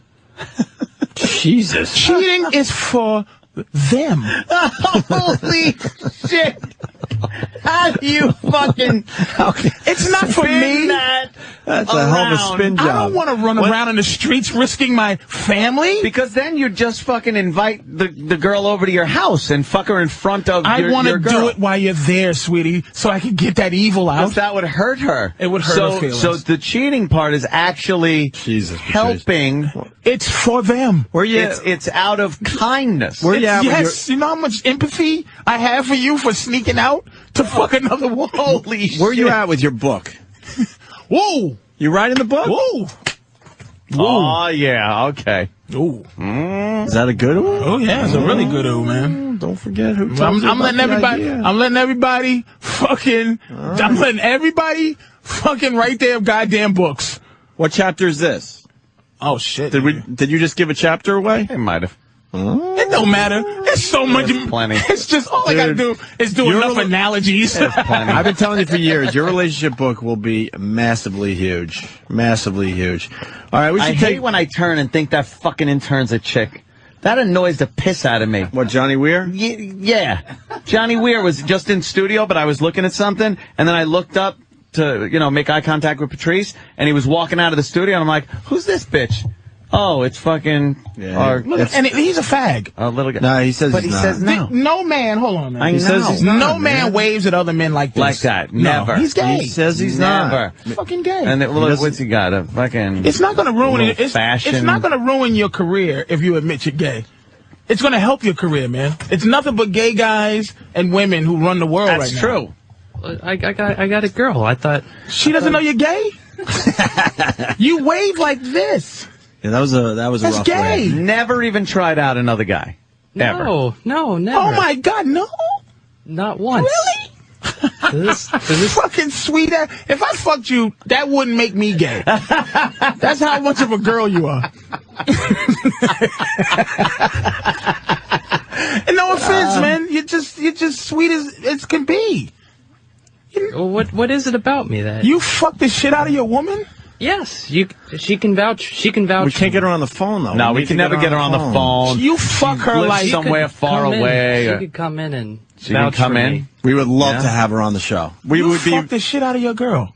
Absolutely, every day, every night. If you brought your girl on, we'd be very respectful. We got to get her on the show. Her name is Jane Gum. If you can sing, you're the American Idol winner right now. You just got to get your singing lessons. That's hilarious. You watch some gay porn all day just to see if you was gay? Yeah. Because you have questions about yourself a little bit? Well, he doesn't understand why everyone's saying this. You don't feel like you're a little effeminate? And this, believe me. Absolutely, I'm effeminate. My mother raised me, like, primarily. Oh. So. My mother raised me, and that's why I'm brutally trying to hang on to manhood. She beat me with pipes every day. And what did your mother do? Breastfeed you until you were 16? No, she was just. I mean, I find a lot of my qualities are a lot like hers. Oh yeah. Oh, so you have a lot in common with a girl. I'm gonna fuck him later, man. It's simple. Yeah, if you want to call me gay, you can. All right. Well, Lynn in Atlanta wants in on this. Lynn. Because that's a whole nother hour, this kid. We'll do an hour on him, but we got Laszlo standing by too. Lynn, what's up? Laszlo. Hey, I wanted to holler at Patrice. I need him to come to my house and explain to my wife what he just explained on the radio. I can't even understand it. Let me tell you real quick, 17 years of marriage, faithful the whole time, okay?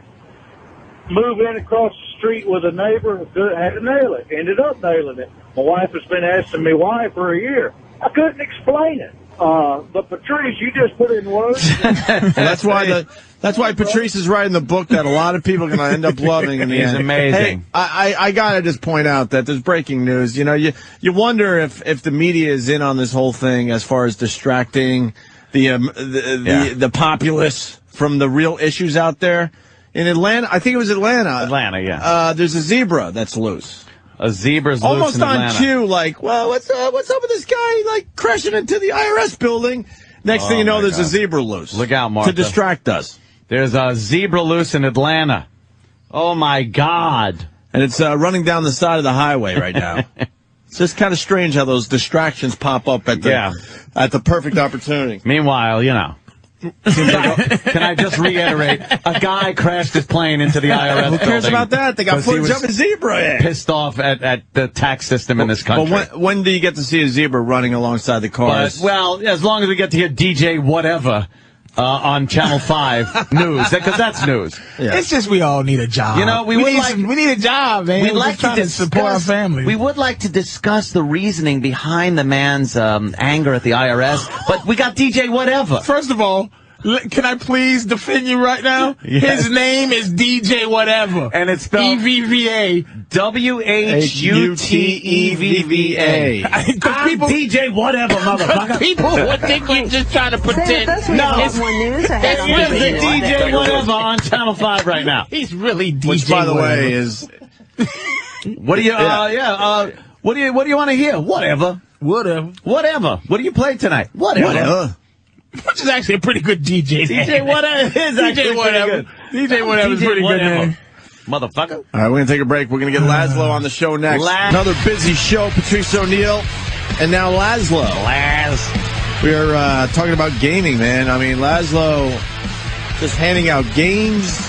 I blew my big opportunity with Laszlo.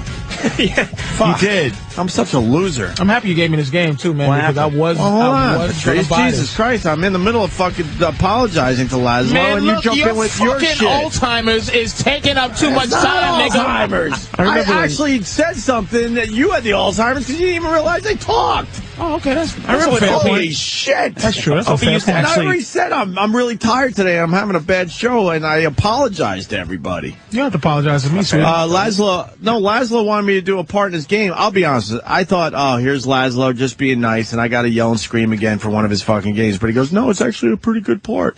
And we went back and forth, and then I blew my opportunity. I was ready to finally perform, and he's like, dude, I handed everything in weeks ago. What was I supposed to be a sheriff or something? He was going to be a sheriff in Red Dead, but we locked it down. Out? April 27th. I'm waiting for that. And I said last week, I'm ready now, Laszlo. Right. I was like, ready? Ready. The fucking game went to press. Oh, damn. exactly. I play Call of Suarez behind No, we don't speak of other Western games. There's only one. Yeah, what's wrong Exactly. with you? You're pissing everybody off There's now. only What's one. wrong with you? It's like during the middle of your plug for comics, we just start plugging some other comic. Huh. True that, but I was actually like us saying talking fuck about that because I'm waiting for their game. Exactly. So it's I just have to fucking. I have to wait, is what I'm saying, because for the. Yeah, that's like us. That's like us all. Have me mumbling, nigga. I play Call of Suarez, but I'm waiting for this one. But that's like us inviting the other big black dude that gets all the roles you should be getting in movies into our studio right now. But see, the intentions of you doing that. If you did it, I wouldn't give a fuck. But if you did it with intentions, which by the way, insults, which pisses me off. He's getting all the roles you should be getting. Who's this? I don't fucking know his goddamn Some name. fat guy? He's probably a nice kid. You know the That's guy. all it takes. I think he was in the office. He's a nice kid. He goes in, he goes hi to people. Well, He doesn't go in and but you should be getting all those boogie roles. with one nostril and holding the other one. Who am I talking? Wasn't he in the office with you? And now he gets all those roles? Yeah. And I go, every time I see him, I'm like, that should be Patrice. Oh my God. I forgot his fucking name. He was in Zack and Miri Make a Porno. Yeah. Shit. Funny comic. He's a funny guy, too. Craig Robinson. And you know that we don't have him on the show because it bothers me? Why? Because I think you should be getting those roles. He's a nice guy. I know he's a nice guy, but he's doing... It's not his fault. But that's your gig. He's doing your gig. Listen, Chris Rock told you why. He told you I should have the role as the father on the show, and then he told you why I don't. Yeah. It's even if I go he said it to your face, with too. sort of not... If you're not going high and happy, I understand. All right, I do understand. Let's not take up Laszlo's time. So what are we talking about today, Laszlo? There's a lot of things going on there. There really is. I was looking at his sheet. I'm dizzy with all this info. Yeah, I was just don't fucking quiz me after your appearance. I haven't done the Technofile officially shut down in 2007 but I still pop by. Why are you shutting it down? Why did you shut it down? Because too busy. There's more money to be made in video games than radio these days, dude. Yeah, I know. That's for sure. I got tired of getting thrown off of CBS stations for being good. Join the club. Yeah, for being too good. You're performing too well. Please leave. You're out of here. Unbelievable. Because it's a great show you used to do. That was good. The Tech File was great. Ran for 12 years. It should still be going, Laszlo. What are you doing? Maybe you should do it for the fun of it. Fun? No? Well, the thing of it is I do radio for video games. Yeah. Yeah, you do the radio shows on the video games. Cartoons. Yeah. We're producing full-blown cartoons, and I don't know. I kind of I have to say, I dig doing radio occasionally. I was doing the Laszlo show here for a while, got thrown off of that. Yeah. And, but. Paris, I thought you asked for a dime. We really built up a nice block of weekend programming for the channel. Patrice, Bill Burr. And they just didn't feel like giving up any of their fucking dough because they want to pay one guy. And it's like, enough with paying one guy. We gave you a block of programming that was working, that you could maybe spread out to other places on this platform. And they instead decide not to pay anyone, so now we're back to just doing reruns for the most part. I like the we had a nice variety. fucking block. Yeah. Now it's Infinity Satellite Radio. I don't understand that, man. Fuck, enough with paying one guy. There's a lot of good shit going on, but you got to pay these guys a little bit. Patrice would be amazing on satellite radio on a regular basis. Patrice had a good show. Yep.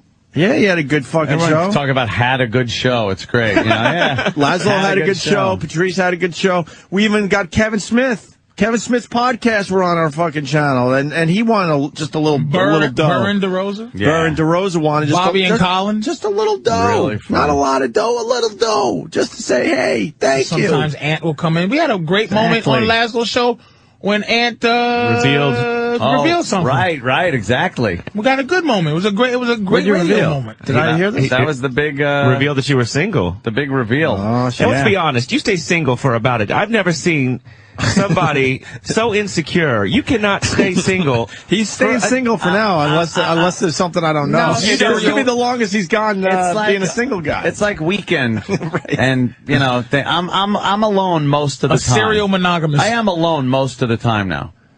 I really am. Is it sad? Very alone. very alone. Are you close to getting a bunch of dogs?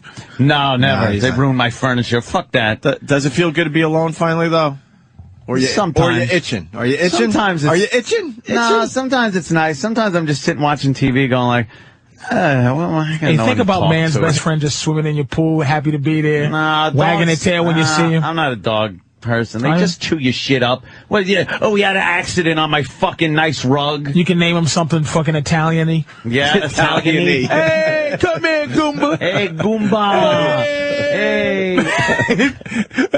Johnny. Hey, Spumoni. My dog Spumoni. This is my dog Teflon. Cannoli. No, I'm just like, By the way, special delivery with Sam and Dave, of course. They do a good job, but they decided they don't need money. If you decide you don't need money, then there's programming for you on 202 and 197. I say we bring back fucking Laszlo's show, Patrice's show, and we pay some of these fucking guys. It's time I would do it for I'll tell you right now, I'd do it for non-aggressive four figures. Non-aggressive four figures. Non-aggressive 5, aggressive 4. I like it. 4 figures? I've never heard it put that way. Aggressive 5 figures.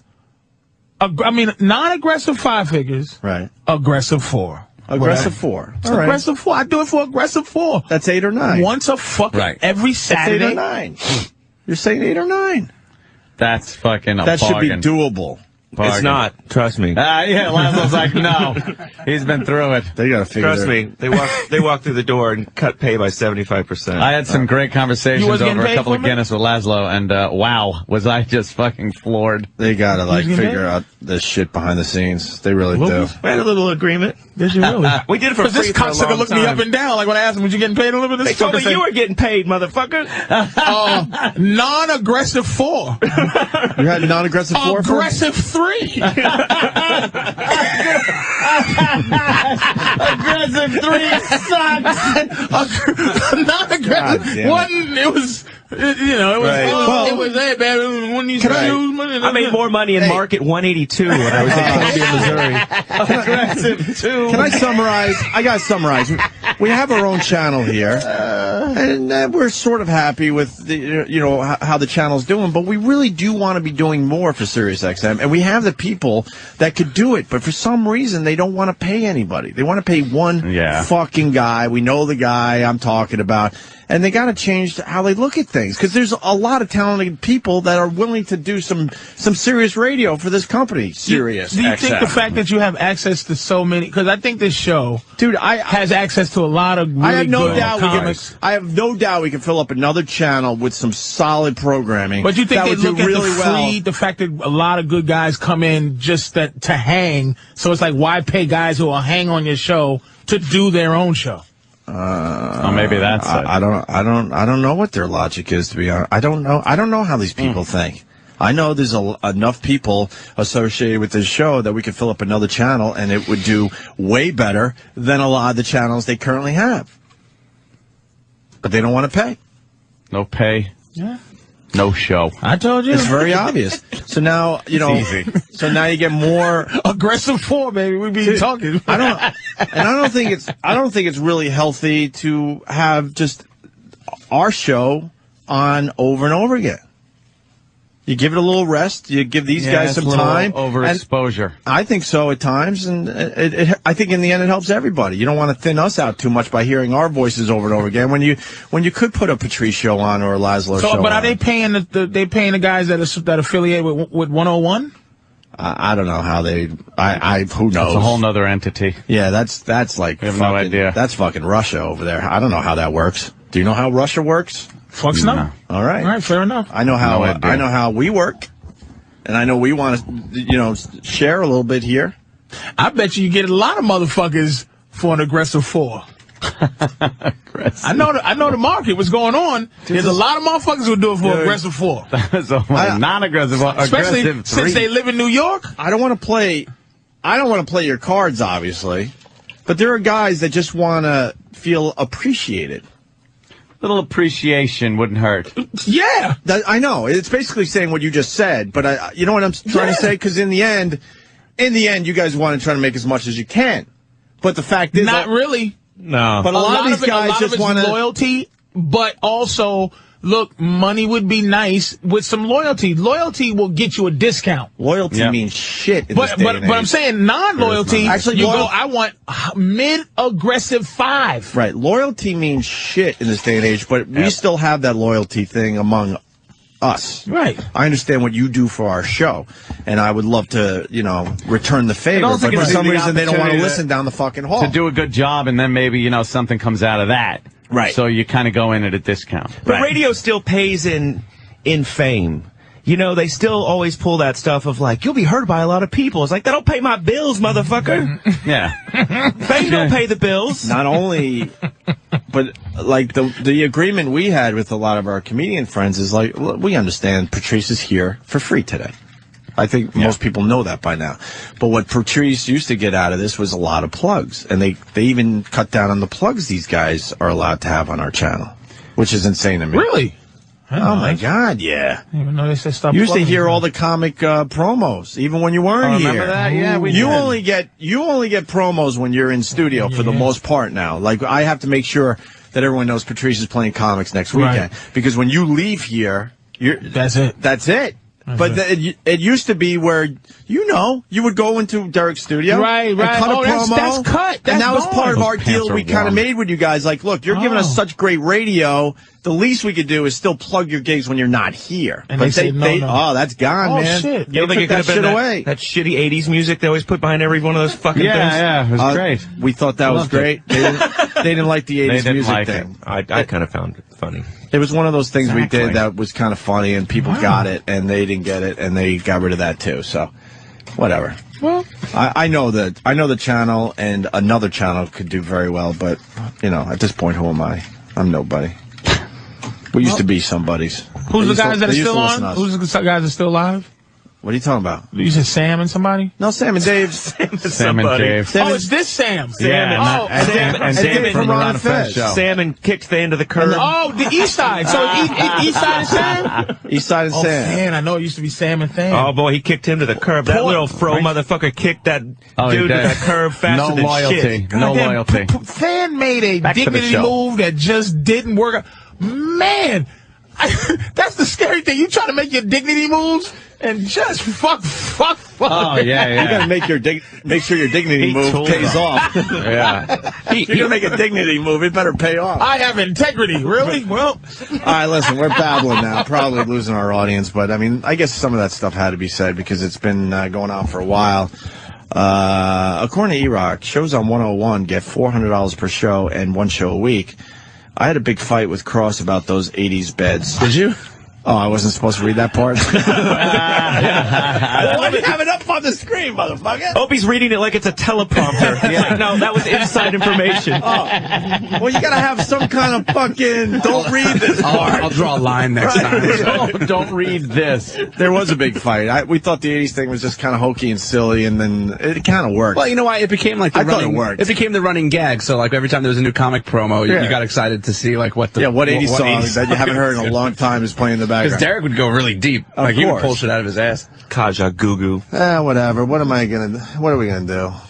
We do what we can. So, what are we talking about today, Laszlo? Oh, I was, Ant and I talk about this a lot of the iPhone and various access to movies and so forth. And I don't know if you guys have seen, but Warner Brothers is in this battle with Netflix and Redbox. You know, Redbox has got those kiosks where you can rent movies for a buck. That weird thing, right? It's supermarkets. They're battling them to not, when a movie comes out, to not make it available for 28 days. Why is that? Under the assumption that people will be frustrated and then just go out and spend $20 for the DVD. Oh. But these are the same people that won't do what makes sense and have simultaneous release on DVD. Because I will not set foot in a movie theater, but I would walk up to that ticket window and buy it on DVD the day it comes out. Exactly. Why can't they do that? It's making, you're spending more money on the DVD than the movie theater. Yeah, now, I think. Shutter Island comes out today. It's getting okay reviews. Wouldn't you just buy the DVD today for a good fee, too? Wouldn't you pay $25 for the DVD today to see it at home? And what is the average person paying for a movie?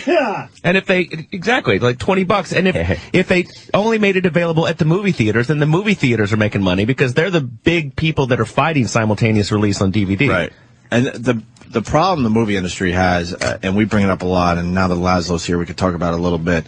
When you go to a movie theater and see a movie, it's starting to look very old and outdated. It really is. Most people, and you don't need to have a lot of money, where you have a better system than fucking walking into these theaters and hearing the crackling of the film and all that shit.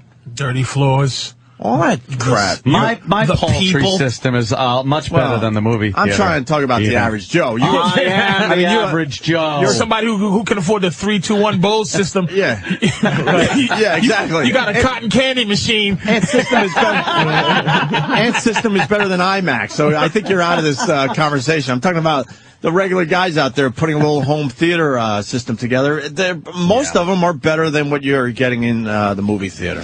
That's a good point. I never thought about how much I just don't go to the movies. As soon as I sit down, I'm like, why am I here? It used to be because you couldn't get that at home. Now you're getting that at home. I hate people. I can't be around. Thank you. I can't fucking be around people. That's what it is. That's why I hate going to the movies. But all people say they hate people. Yeah, but we know the real ones to hate. Right. It's a young person's world. When you get older, you disappear. I love my house. I love locking myself in. Patrice, I could not agree with you more. I go home, you know what my big thing to do is when I go home is to tend to my to cry, love loneliness, to tend to my fire in the fireplace. Nice. Oh, I have to get it lit, and then I'm constantly watching TV, and I'm always looking to my right, going, I need to poke that fire a little. And then I get the poker out, and I poke it. It's like, time for another log. Throw another log on, go out back, grab a whole nother bundle, and all night long, my attention is on the fire in the fireplace and the wine in my glass. Something very primal. Give a shit about what's going on outside my door. Mm-hmm. Oh, could I give a shit? And I know anyway because I got cameras. But I swear I could give a shit.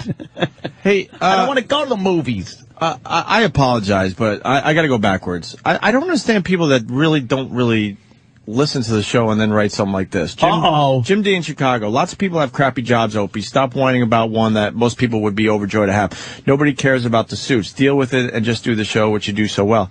I wasn't bitching. Opie just wants to say, okay, thank you for your advice. I wasn't bitching about my job. I'm bitching about how the channel's being run and how these guys really deserve to, A, have a show on our channel, and B, get paid a little bit of money. And let me be honest. That was the whole point this time around. Yeah, have I bitched a lot in the past? Of course, and I'll continue to bitch, yes. But that's not what I was getting at. And let me add something. I'm happy with my position at SiriusXM right now. I want to add something to that guy's comment. Yeah. When you have a shitty job, which I had, believe me, I had my share of very, very shitty jobs. I mean, shitty fucking jobs. Yours shittier than mine? Yes. Yeah. I have had much shittier jobs. Did you fucking wash dishes at a mall restaurant? I washed dishes and at a retard Chicago was in charge Pizza and you had Pub. to listen to the retard? Yes, pretty much. That happened to me. Chicago Pizza Pub. A legitimate waterhead was in charge and my supervisor. Yeah? A real retard. That's a pretty bad job. Full blown. But when you have a shitty job and shit on the dishes, and he's telling me how I'm supposed to do them. You step up to a better job, and then a better job, and a better job, and then you get to the point where you're talking about us like we have these great jobs. You'll realize something when that happens to you. After you're done, whatever you're doing, flipping the burger, I'll do the hack line, whatever you're doing. I'm not even going to beat the guy up. I just want him to listen to what we're saying. I'm going to beat him up. All right, you beat him. Whatever the fuck you're doing, you're fucking squeegeeing down windows at fucking jerk joints, whatever shit job you have, that this is such a great, better job, and we do appreciate it. I know it is. You will realize one thing if you ever do motivate yourself and move forward, that no matter how good your job is, shit doesn't change. It's relative. There are still fucking assholes that run things. There are assholes you have to work with, around. There are fucking incompetence. There's fucking bullshit. It doesn't go away. When you watch TV and you watch like fucking Seinfeld, do you think every day was just the best day to go to work for all them motherfuckers? Right. They had days where they were yelling, and this sucks. Fuck this asshole. Yeah. Fucking Kramer's yelling at the blacks again. Can you tag something? Tag me. I want in on this. Tag. I want to be in the ring now. And I think the reason why we talk about all this stuff that goes on behind the scenes is because you, listening to us right now, can relate. Yeah. In your life. It doesn't change. Where you go, holy shit, yeah, my boss is a motherfucking asshole, and I think I know way more than he does as well. You want a prime example? Listen to Christian Bale on that rant. I didn't tag you. Oh, tag me. All right, you're back in. Listen to Christian Bale on that rant about you motherfucking incompetent motherfucking amateur. That is a guy who is making movies, millions of dollars, fucking Batman, and he's pissed at work because someone is being an incompetent asshole. And people are going to go, oh, you got the best job ever. Yeah, and you know what? Even in the best job ever, there's some asshole that pissed him the fuck off. And one more thing. Please? Yes, Patrice. I must say, yes. It's all based on selfishness. Because what it's based on is not that he's going, hey, he's going, shut up. Oh, wait, I didn't tag Coco Beware. Hold on. Shut up, and just make me happy. All right, listen. That's what it is. Shut up and do your fucking radio dance I can get through my shitty job. All right, but listen, we're gonna end this with Jim D from Chicago, who has now written back on instant feedback. Holy shit, this will end the discussion. Hey, guys, I was in radio. It chewed me up and spit me out. I work in insurance now. I have no hair left. I love you guys. Listening makes me get through the first part of the day. Thanks for commenting. So I'm sorry. Then. Right, maybe we got off on the wrong foot. I do. Wow. Okay, I feel bad. I guess maybe we don't say this enough. I absolutely still love what I do. I just get very frustrated because I just know. I do too. At 10:30, I adore it. I just know it could be way better. Yeah. I know our show could be way better if things were done differently. I know we could run this channel better. I know we could run another complete channel. I know we could run another channel and it would do well. Then I don't know. Dozens of the channels they currently have on Sirius XM. I think. No doubt in my mind. But they have to open up their wallets down the hall and stop paying one fucking guy and pay some other people, and we could get this done. Yeah. And like Patrice said, he doesn't even need a big fucking 7-figure salary. He's looking for, what was it again, an aggressive 4? A show. Per show? Yeah. No, come on. You're not getting $8,000 a show. An aggressive... Now you're high. I thought you were talking a year. Yeah. A year? How much were you getting paid before? I got fucked. How much were you getting paid? I'm sorry. Show. An aggressive 4 figures for a show? That's what you want? Too much? Let's say. Wait, how long is your show? How many is he 4 doing? hours. It was one show? Well, I think Patrice is talking about a show budget, not just his personal take home, right? Is that what we're talking about? The whole show, yeah. Oh, yeah, for what? Wait. Was he buying donuts? Coffee? Right. So I can pay. I'm assuming that Patrice means that So he's I can pay. Hold on. So I can pay him. So I can pay Travis. And so I can pay my boy. You just lost everybody. We thought for a year. We're like, that's very nice of Patrice. A year? For an aggressive 4 for the year? You knew. This is. No, he didn't know. He thought I meant 4 for the year? Well, Laszlo, help me out. Yeah. 4. All right. That's why I said an aggressive 2. Dude. Or an aggressive 2, a non-aggressive 3. Wait. Look at Patrice's face. I don't disagree with you, Patrice. Patrice, listen to me. Okay. I don't disagree with you. But I've been brainwashed enough by these fucking idiots that we would... Oh, that was preposterous. Yeah, that's crazy. I was going low. Like, do I agree with you? Yes, but it's crazy talk. They'll not even fucking sit down with you with that attitude. Oh, with an aggressive 4? Yes, I'm hoping just to get you a little something. They would laugh at you. I think unfortunately, are you worth it? Yes, but they would laugh at you, and that's the problem that we're... Have you ever done any financial negotiations with the new regime? With this place? Yeah. Not at all, no. At XM, there was no contract. You walked in, they just gave you money. They just do whatever you want to do. It was a party. Really? Over here, there's paperwork. Yeah, there's a lot of royalties. Well, I got to sign some ridiculous thing every time I walk in here for free. Yeah. I know. I've got to the point where I put an X on that motherfucker. That's all I'm saying. I'm just trying to get you a little something. They would go, you want an aggressive 4 for a 1 day a week show? They wouldn't even listen to you. Oh, okay. Well, good. I'm glad to hear that. They'd be like, for what? I'm glad to hear that because But I don't want to confuse people. You absolutely deserve that, but they're not going to listen. And then again, people might be listening, going, "What the fuck's wrong with him?" But they're not going to listen to that. That money is low. And that's to spread out among your people, because you take care of your people. Yes, but but I could ask for that for me, like for a show, for a radio show, to entertain fucking people. Mm-hmm. I thought you knew. Well, hey, fuck it. Hey, I'm not mad. I like coming here for free. I don't want to get too I'd rather deep take none into than less. You know what I'm saying? Into specifics of other people's contract negotiations with management. I'm just saying, I'm throwing that out there. I feel a bit uncomfortable getting into specifics of contract negotiations with other people and the brass here. Just bringing it up. Wait, what happened? He just threw me under the bus. Are you throwing these guys under the bus? No, I just did he throw me under the bus? I think we've hit the point where if we get into any more detail, there's going to be trouble. With who? With management. Oh, fuck. Because you're really, not really supposed to discuss that kind of stuff. What part was bad? That's what I know. Well, we're trying to negotiate a deal for Patrice. Could you write down the part that was bad here? Ixnay on the Russian guy? No. Talking about Russia was all right? Oh, that's fine. Yeah. No, I just think any specific dollar amounts, negotiating. I don't think we said. Okay, well, that's why I said it beforehand. And here's the thing. You know, I wouldn't want to get you guys in trouble. I can't get in trouble. That's what I mean. I don't give a shit about you. Okay, I'm talking about me. Right, fair enough. I'm talking about me. You get fucked.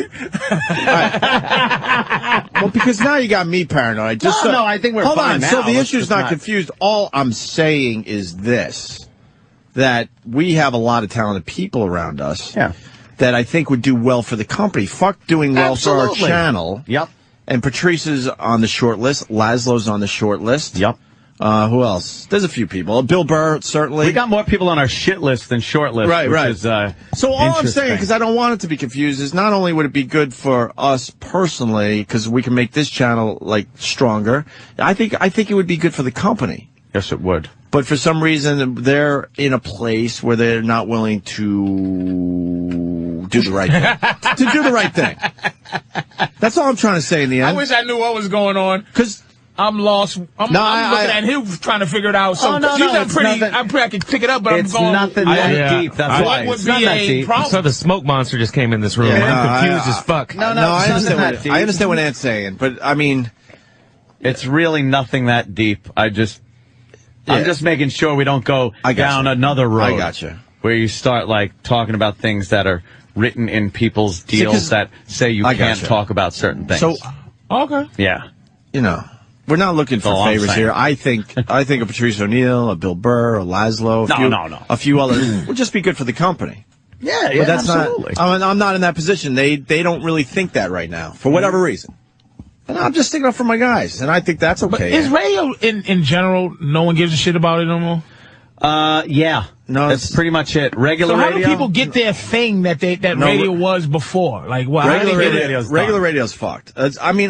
I think satellite radio still has a bright future, and the stock's up. Everything seems to be going in the right direction. So regular radio, I'm holding out hope that this is the new thing. Regular radio, we're not looked at as the new thing still.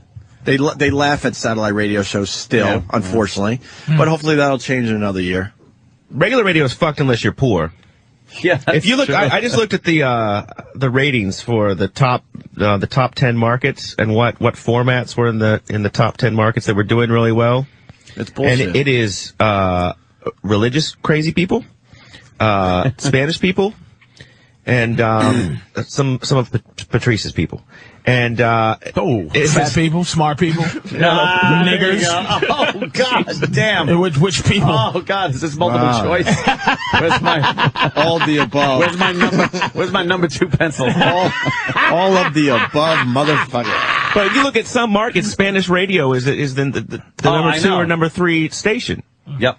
And not even, in L.A. and stuff, they're number 1. Even in the suburbs, though, you're getting to the points where, Spanish stations, like you said, number 3. I just went back to Oklahoma, and there's Spanish radio stations up and down the dial, and there's areas that people are scared to go to because they say that there's Mexican gangs running parts of Oklahoma City. You ever watch that show, Gangland? It's Great on, show. like, A&E and shit like that, or one of those things. It's fantastic, but sometimes I'm like, there's gangs in Nebraska? The Wisconsin Wooga Wuggers. Exactly. They horrify all the cheese factories. You can't make cheese unless you give me money, motherfucker. They ran the cheese cartel out of Wisconsin. Yes. The Wisconsin cheeseheads. And they ain't bullshitting. They all got cheese tattooed on their necks, motherfucker. With a rat and a gun, nigga. Up in Wisconsin, up in this bitch. They're running the cheese contingency in prison. Gangland is hilarious. Gangland is great.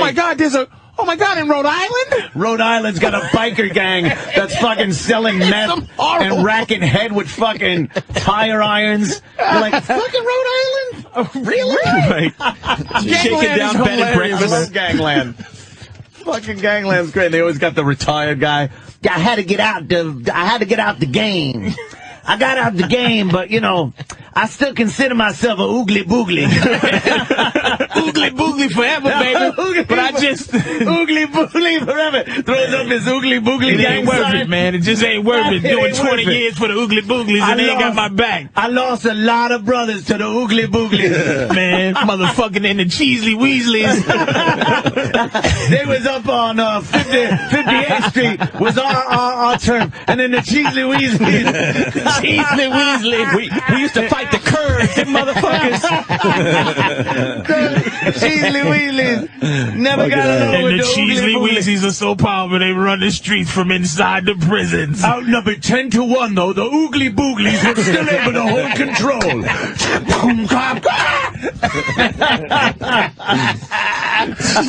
And they all answer to Edward James Olmos somehow.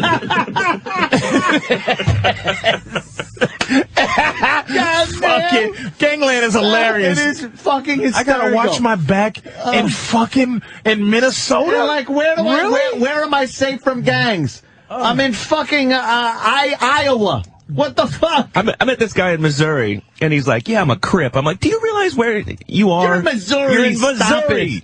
Not a Crip. Get to the fucking coast where you belong." Yeah, one coast or another. Pick it and fucking then call yourself. What kind of gang member says, "You know where I'm gonna settle down where it's real hard"? Kansas, nigga. The Weasley Beasleys that tried to move in, but were shut down quickly by the Oogly Booglies. And the Nebraska Corny McCorneys. The Corny McCorneys versus the Cheesley Weasleys. And everyone's scared of the Oogly Booglies. As they run up and down the East Coast. What? The Oogly Booglies run the East Coast? I never knew. I watched Gangland. We have umbrellas tattooed on our cheeks. Fuck teardrop, faggot. Umbrella. Got an ear of corn tattooed on the We got a whole blizzard. Ear of corn. Yeah, that means we took care of business. That's right. Yeah. I'll husk a few corns corn cobs in my day. Hey, what's the season, nigga? What's the Cheesy Weasel's motto? Nigga, we get better with age, motherfucker. The Cheesy Weasleys. Running motherfuckers down the combine. Yeah, a drive-by in a combine. fucking wheat and chaff are going in two different directions. Little lead out in the front. Oh, shit. Fucking Cheesy Weasley. And the Oogly Booglies. Don't fuck around. On Gangland. Do not fuck around. Gangland's hilarious. this month, Oogly Booglies on Gangland.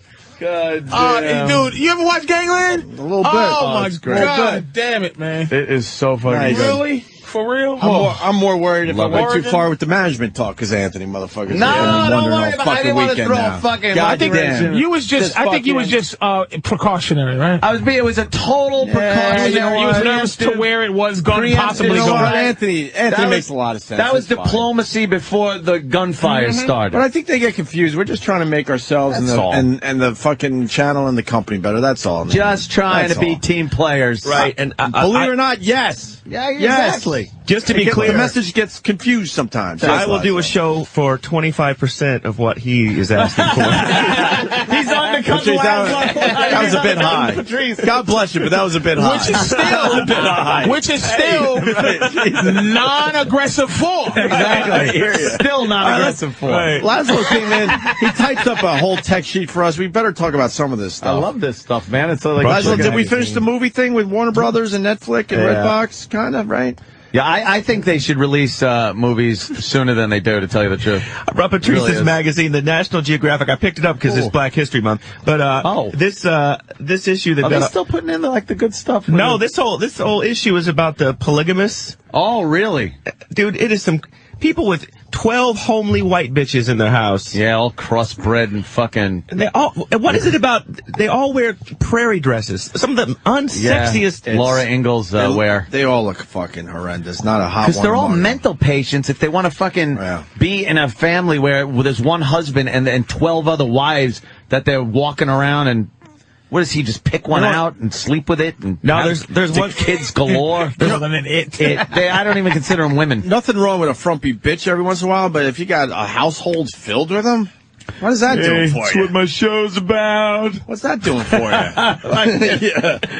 What's the name of his fucking show? What the fuck we gonna do now, man? Now I got 3 They're all on wives. their period. Is this one guy's wife? You have to explain that reference. Nobody knows. You cross-beg Big Love with aliens. Big Love. That's just hilarious. That's it, Big Love. What we're going to do now, man? Well, why don't you let her be in charge? Why don't you put all of her in charge? Who's gonna sew the prairie dresses? Oh, this is fucking great. It's fucking great. What are we supposed to do now? Oh, God damn. We got someone very mad at the Oogly Boogie. Richard in Columbia. Richard. What happened? Yes, I am a member of the Ugly. Oh, shit! I knew we fucked with the wrong gang, Patrice. I'm very damn offended. I have family Ugly Booglies, and they have bad Ugly Boogly drive-bys. I need an apology. Radio personality Anthony Cumia and comedian Patrice O'Neill once stepped over the line of the Oogly Booglies. They paid dearly. As you're dead with just a block of cheese on your head. As a fucking warning to the other motherfuckers, don't tease the Cheesy Weasleys. Their calling card is a slice of Swiss with your eye looking through one of the holes. Cheesy Weasleys. Fuck you, eh? All right, Laszlo. I'm trying, Laszlo. I'm trying for you. The Technophile. Come on. Oh, God. Let's get some good shit The here. Ugly Booglies are a bit better than the Technophile. I love it. What else you got here on the sheet there, Laszlo? Well, HBO has launched a new streaming service. If you have Verizon Files, do you have that, Anthony? No, I don't. I'm a split household. Really? Blacks on one side? And yes, exactly. I'm very... No, I have Cablevision for my television, yet I have Verizon Fios? Fios for my internet. How is that good, Fios? You know what? Because of the Live from the Compound thing, I have so many phone lines coming in, and the bandwidth from just putting out so much video. When I was on Optimum Online, it sucked ass. And then I went to Verizon, and perfect. So, it was demonstrated to me in my house, it works better. That's one of the things that's frustrating about cable internet access is you're basically sharing the resource with all your neighbors. Yeah. So whenever it's dragging, it's because the kid next door is, downloading fucking Pirates of the Caribbean. His fucking parents are gone, and it's Porn Fest fucking 2010. Downloading movies, everything else. I think this Fios thing is not going the way it's supposed to. The infrastructure is really, you gotta pay. They gotta pay. It has to be neighborhoods that have to vote and allow it to be in there. You have to dig up holes in the street. Fiber is difficult and expensive to lay. I had the fiber in my neighborhood already, so I had the fiber optics in my neighborhood for Fios, but I stuck with Cablevision because is there a big difference between the speed of Fios and cable? You can see huge fucking difference. You click something. It seems like when I click, bam, I got cable. Bam, it seems when I click cable, it just goes. It does go. It doesn't seem like it could go faster. But Fios goes faster. Fios, as far as my internet goes, is ridiculous. It's so fast. But click, boom, page is up. Click, boom, video. Not click, even boom. a loading thing. It's so fast. And then the TV, Cablevision, here's what I get to watch on a daily basis. So, that pixelated shit, man.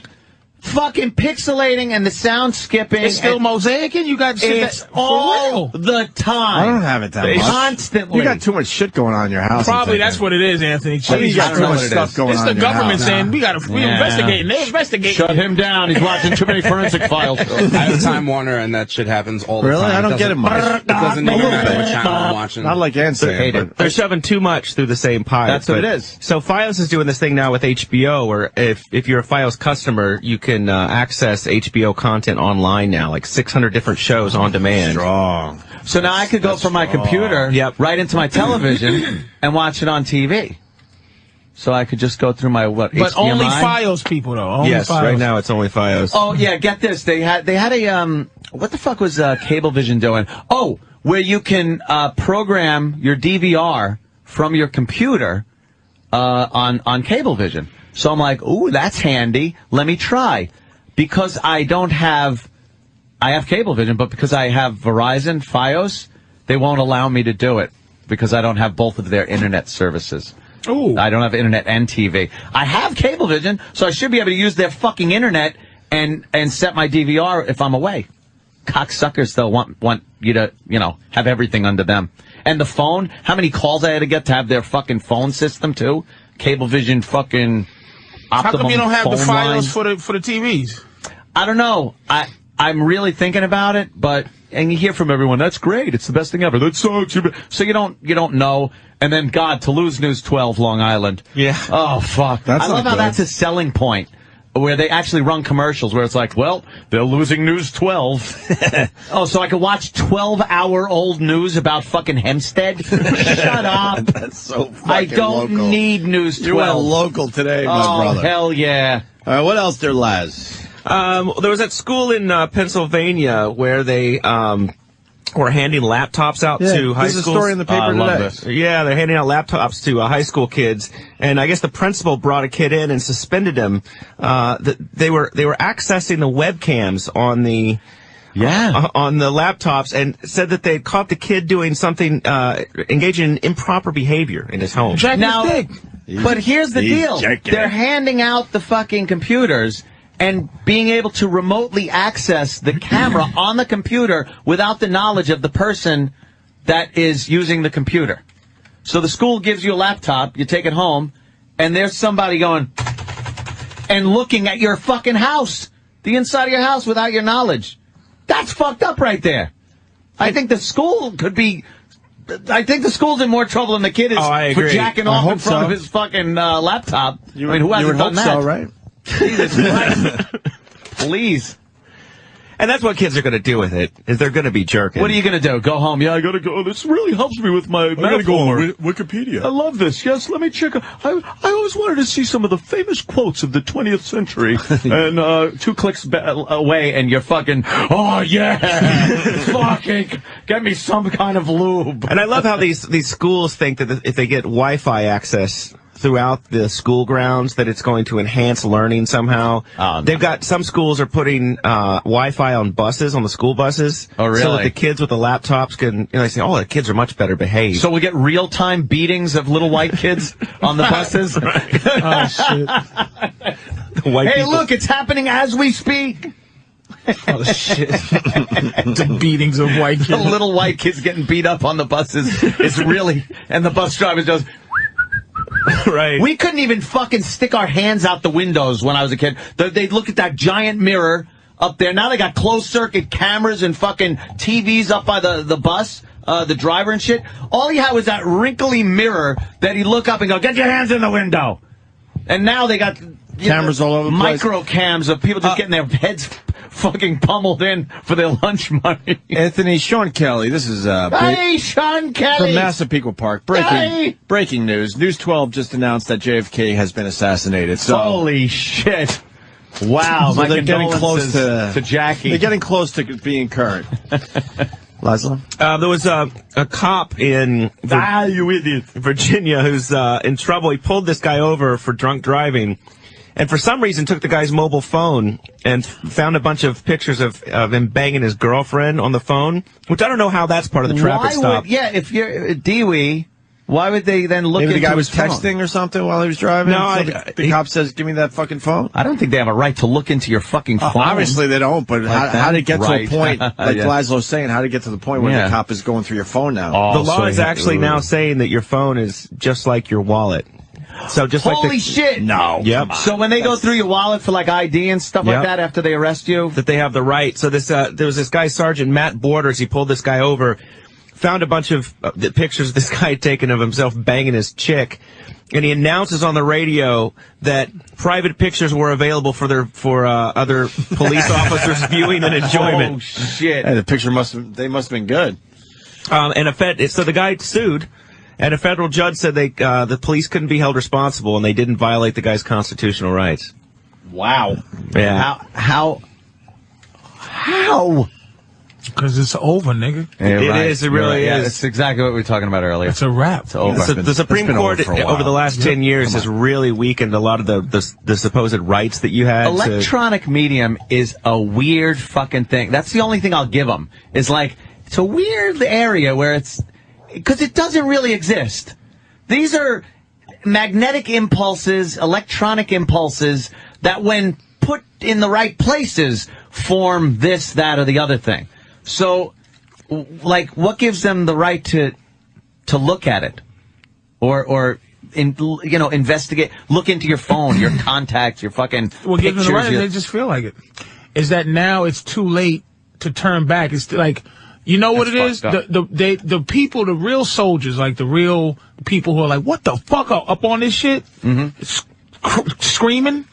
They've been screaming and people convinced that they were crazy. But now the people who are surprised by this are fucking like cornballs. Like people that go, oh my God, I can't believe they're doing that. Who's going to do something? All the people that they put in prison for being crazy. Yeah. Now it's left to you, bitch, with your mouth open going, how can they do this? It's too late. That's why they're now doing people are catching on more. But do you look back and hit? Because I hate when it's like you start thinking you're at this moment in history where it's like, wow, I think people are catching on and this might be a turning point for something. And then you look back in history and realize, oh, that happened in like 54. Yep. Yeah, that happened in 54 and nothing ever came of it. Or, that was some other episode that, nothing ever came of. Or in 32. Yeah, something like that. Yeah, a big crash or Nazi parties or things like that. But in 32. But it's like, I like to think, like, especially with all the electronic media out there and everything, that people are kind of catching on to things. But then you just look like a dumb conspiracy theorist. But they catching on to things, but people think it's just not going to happen to them. It's too late now. Now it's like, now all the real, like, people who will do something, now the rights are so askew that the police and whoever else is willing, again, regular citizens, me and you, who put on a uniform, and here's another thing about some of the police and some of the people in authority, especially women cops. I'm sorry. Mm-hmm. I was driving through the Holland Tunnel, and just 2 girl cops, just girls, not animals, just girls, right? Girls. And I'm looking at them, and I'm like, you know, they don't understand how to have authority just walking down the street, like how to be somebody. Go, you have swagger, you have something where you go, man, I'm gonna respect this person because they exist. All their respect comes from the fact that somebody appointed them a badge and a gun. So they're gonna have to they're not getting natural respect. So they now get to fucking just shoot you. They get to fucking tase you and kill you, the people who give them problems, while everyone else is going driving by as I'm dying in the middle of the street because I'm trying to fight for my rights, which is fighting for your rights. The fucking weak people that let this happen, it is over. It's already happened. It's fucking over, and you got a bunch of weaklings. You know, like Kenny, I respect as a cop. Kenny can arrest you if he's not a cop. Kenny doesn't need the respect of fucking having a gun and a badge to get respect. But these 2 girls, just, in no offense, but just little girls. The fact is that you're a cop because I allow you to be one. What did you yell at these bitches out the window? Yeah, I want to know what happened. No, I'm not fucking. Did they pull you over? No, it's a basic. And it was what are they gonna do? Right. Sometimes when you see those, especially here in Manhattan, you'll see it. And all it is a chick in a cop uniform. It's like you got no authority. You have the authority that I say you have because I don't want the rest of the gang to beat the dog shit out of me. All you got is shoot me. Right. You got a radio to call the real people to come harass seriously, me. And it's not just a sweeping fucking insult. It's just the fact there's a lot of man cops that you go, ugh. And again, I might have said this before, but the TSA, our first line of defense, government-wise, is a fat cunt who wants to go home at 3 in the afternoon versus a guy who will die trying to kill me. Take a bullet. I'm a bitch who's trying to get home to watch Maury on time, who's like, can you please put your computer in take your shoes off? And she's happy about the authority she has. So it's her versus a guy that's willing to strap explosives to his car. The ethic of a person who's practicing to die versus, can you please take out, this is 3.2 ounces. You have to throw this away because we're protecting you for your safety. This is for your safety. Is it for my safety? How after 9/11 did they say, you know what we need for security? Let's go through the projects and recruit some people. Absolutely. The dregs of humanity. Can you? Waterheads. I travel to these, a lot of waters. Can you please do? When I go up to the fucking thing, right, I read the TSA and I go, listen, and again, not to be fucking redundant, I've said this before. I try to have as much dignity as I can have. I dressed at home. I want to keep my fucking clothes on. You have to remove your shoes. You have to remove your coat. You can keep everything else on and choose to be wanded. So if you go an hour ahead, you got a 3 o'clock flight. If you usually leave it at 1, leave at 12, so that you can cause problems. And don't talk about bombs. Don't talk about say, sir, and go beep beep beep beep, because I got a lot of jeans that just have buttons. Yeah, that'll make the shit go off. I go, I'll take a check. Because you know why? They hope they're lazy. Because they don't want to wand you. Because they're fat and they have to bend down and they have to thoroughly do their job. So they try to make. And you do this on purpose just to make their day miserable. If I have a 3 o'clock flight, I'm at the airport at 11:45. Causing fucking problems just to maintain my fucking dignity. Just to maintain a little bit of it. Absolutely. All right, we're all wrapping up here. Shit. We gotta like watch this Tiger Woods thing, I guess. Oh yeah, that's the big. That should be on like all day. Tiger Woods channel today. They are just gonna play that over and over again. Who gives a shit? Laptops are closed. Woods. I don't want to go. Where y'all going? You could stay. Stay I'm going until over your 11. house. What are you doing? I want to see this closet. I go, oh yeah, I did the closets yesterday. How the closets go? Good, man. Good. Yeah, you getting the. How long is it going to take? Only a week or so. Hey, They're you fast. 10 days, something like that. Did you give them like the whole thing? Like I need this here. I Oh, need fuck that. yeah, I need did. this? Fuck yeah. So what you do is like between 9 and 5 or something. They come and then they every day. They said it's easy. We'll see. Oh they go fast. I need room. They go fast. I need fucking room. Mind me packing up. I have an appointment. Yeah, we're all fucking Where packing you going? up. I gotta go to my house. Patrice, you want to stay? What fucking license are you applying for now? Fucking butterfly knife, ninja stars, nigga. You want to carry concealed? I have a trainer coming over, yo. A trainer? Yeah. He's getting back into working out this Anthony. Anthony's getting back into working make out. it to the gym? They come to you? You know what it is? Because I have an exercise room. But I need like I need more equipment. stuff. So I have a treadmill and shit, but I need like some weights and some other stuff. So I got a trainer coming over, and then he's just gonna fucking come over, and I won't have to go to the gym. Another place I won't have to go. Hilarious. I like going. His exercise room is a master bedroom. It's the other master bedroom. I've never seen the exercise room. I've seen the gun closet. It's right off the master bedroom. The treadmill. You've seen the treadmill. Oh, that's right. It's just You call that an exercise It has a room? shower and everything. Hey, It has a shower. There's nothing else in there but a treadmill. He had a new shower put in, the jailhouse ones with the brick that he don't. Right. It's just an open shower after he works out. So he can snap you while you over working out with a towel. You need a friend? I could be your friend. What? The sisters. Why don't you guys continue? I'm leaving, motherfucker. See? Push comes to shove, you're out the door too. Stay for a high three. A low 2 figures. Right, and I'll stay. Give me a strong, what is it? Give me a strong lunch and I'll stay until 11. Patrice will be at Comics next Thursday, Friday, and Saturday here in New York City. Highly recommend you go see him. Fucking Comics is a great club, and Patrice obviously And me a and great Bobby comedian. are doing that thing in Atlanta Yeah, City. March 6th in Trump Marina. Yeah. That's a big show. I think a lot of us should go down there and Go support ahead and that. hang out, man. And Laszlo. And GTA Chinatown Wars is out on the iPhone now. Damn, iPhone? That's Yes. pretty cool. And also, episodes from Liberty City, Grand Theft Auto, is coming out for PlayStation 3 and PC March 30th. Oh, thank you for the gift, sir. Sure. Yes, thank you. And Red Dead Redemption comes out end of April. Looking All right, forward to guys. that one. Oh, you might hear some surprises. You on might that. hear some surprises. Yeah. If you need weapons, you might have to visit somebody on this show. And if you hear Opie, that Wait will be a a minute. surprise. I'm a loser. You're the fucking guy who sells the upgrades? Somebody is? Holy shit. Motherfucker, why didn't you call me to be in this game? I was gonna Fucking upgrade gun guy? You're upgrade gun guy? Are we allowed to say that? I was gonna. No, we're Well, not. we're just not saying anything. I was gonna put Patrice in the game, but I didn't know if you could sound like it was 1902. Sir? If you need a gun upgrade, go rise over there. And then the character has a choice to shoot you or hang you before he goes upgrade his gun. Fucking douche. He's out. Jesus out. The shoot or hang button. Press X to hang Patrice. And you gotta press the B real fast to keep him hung. He's wiggling.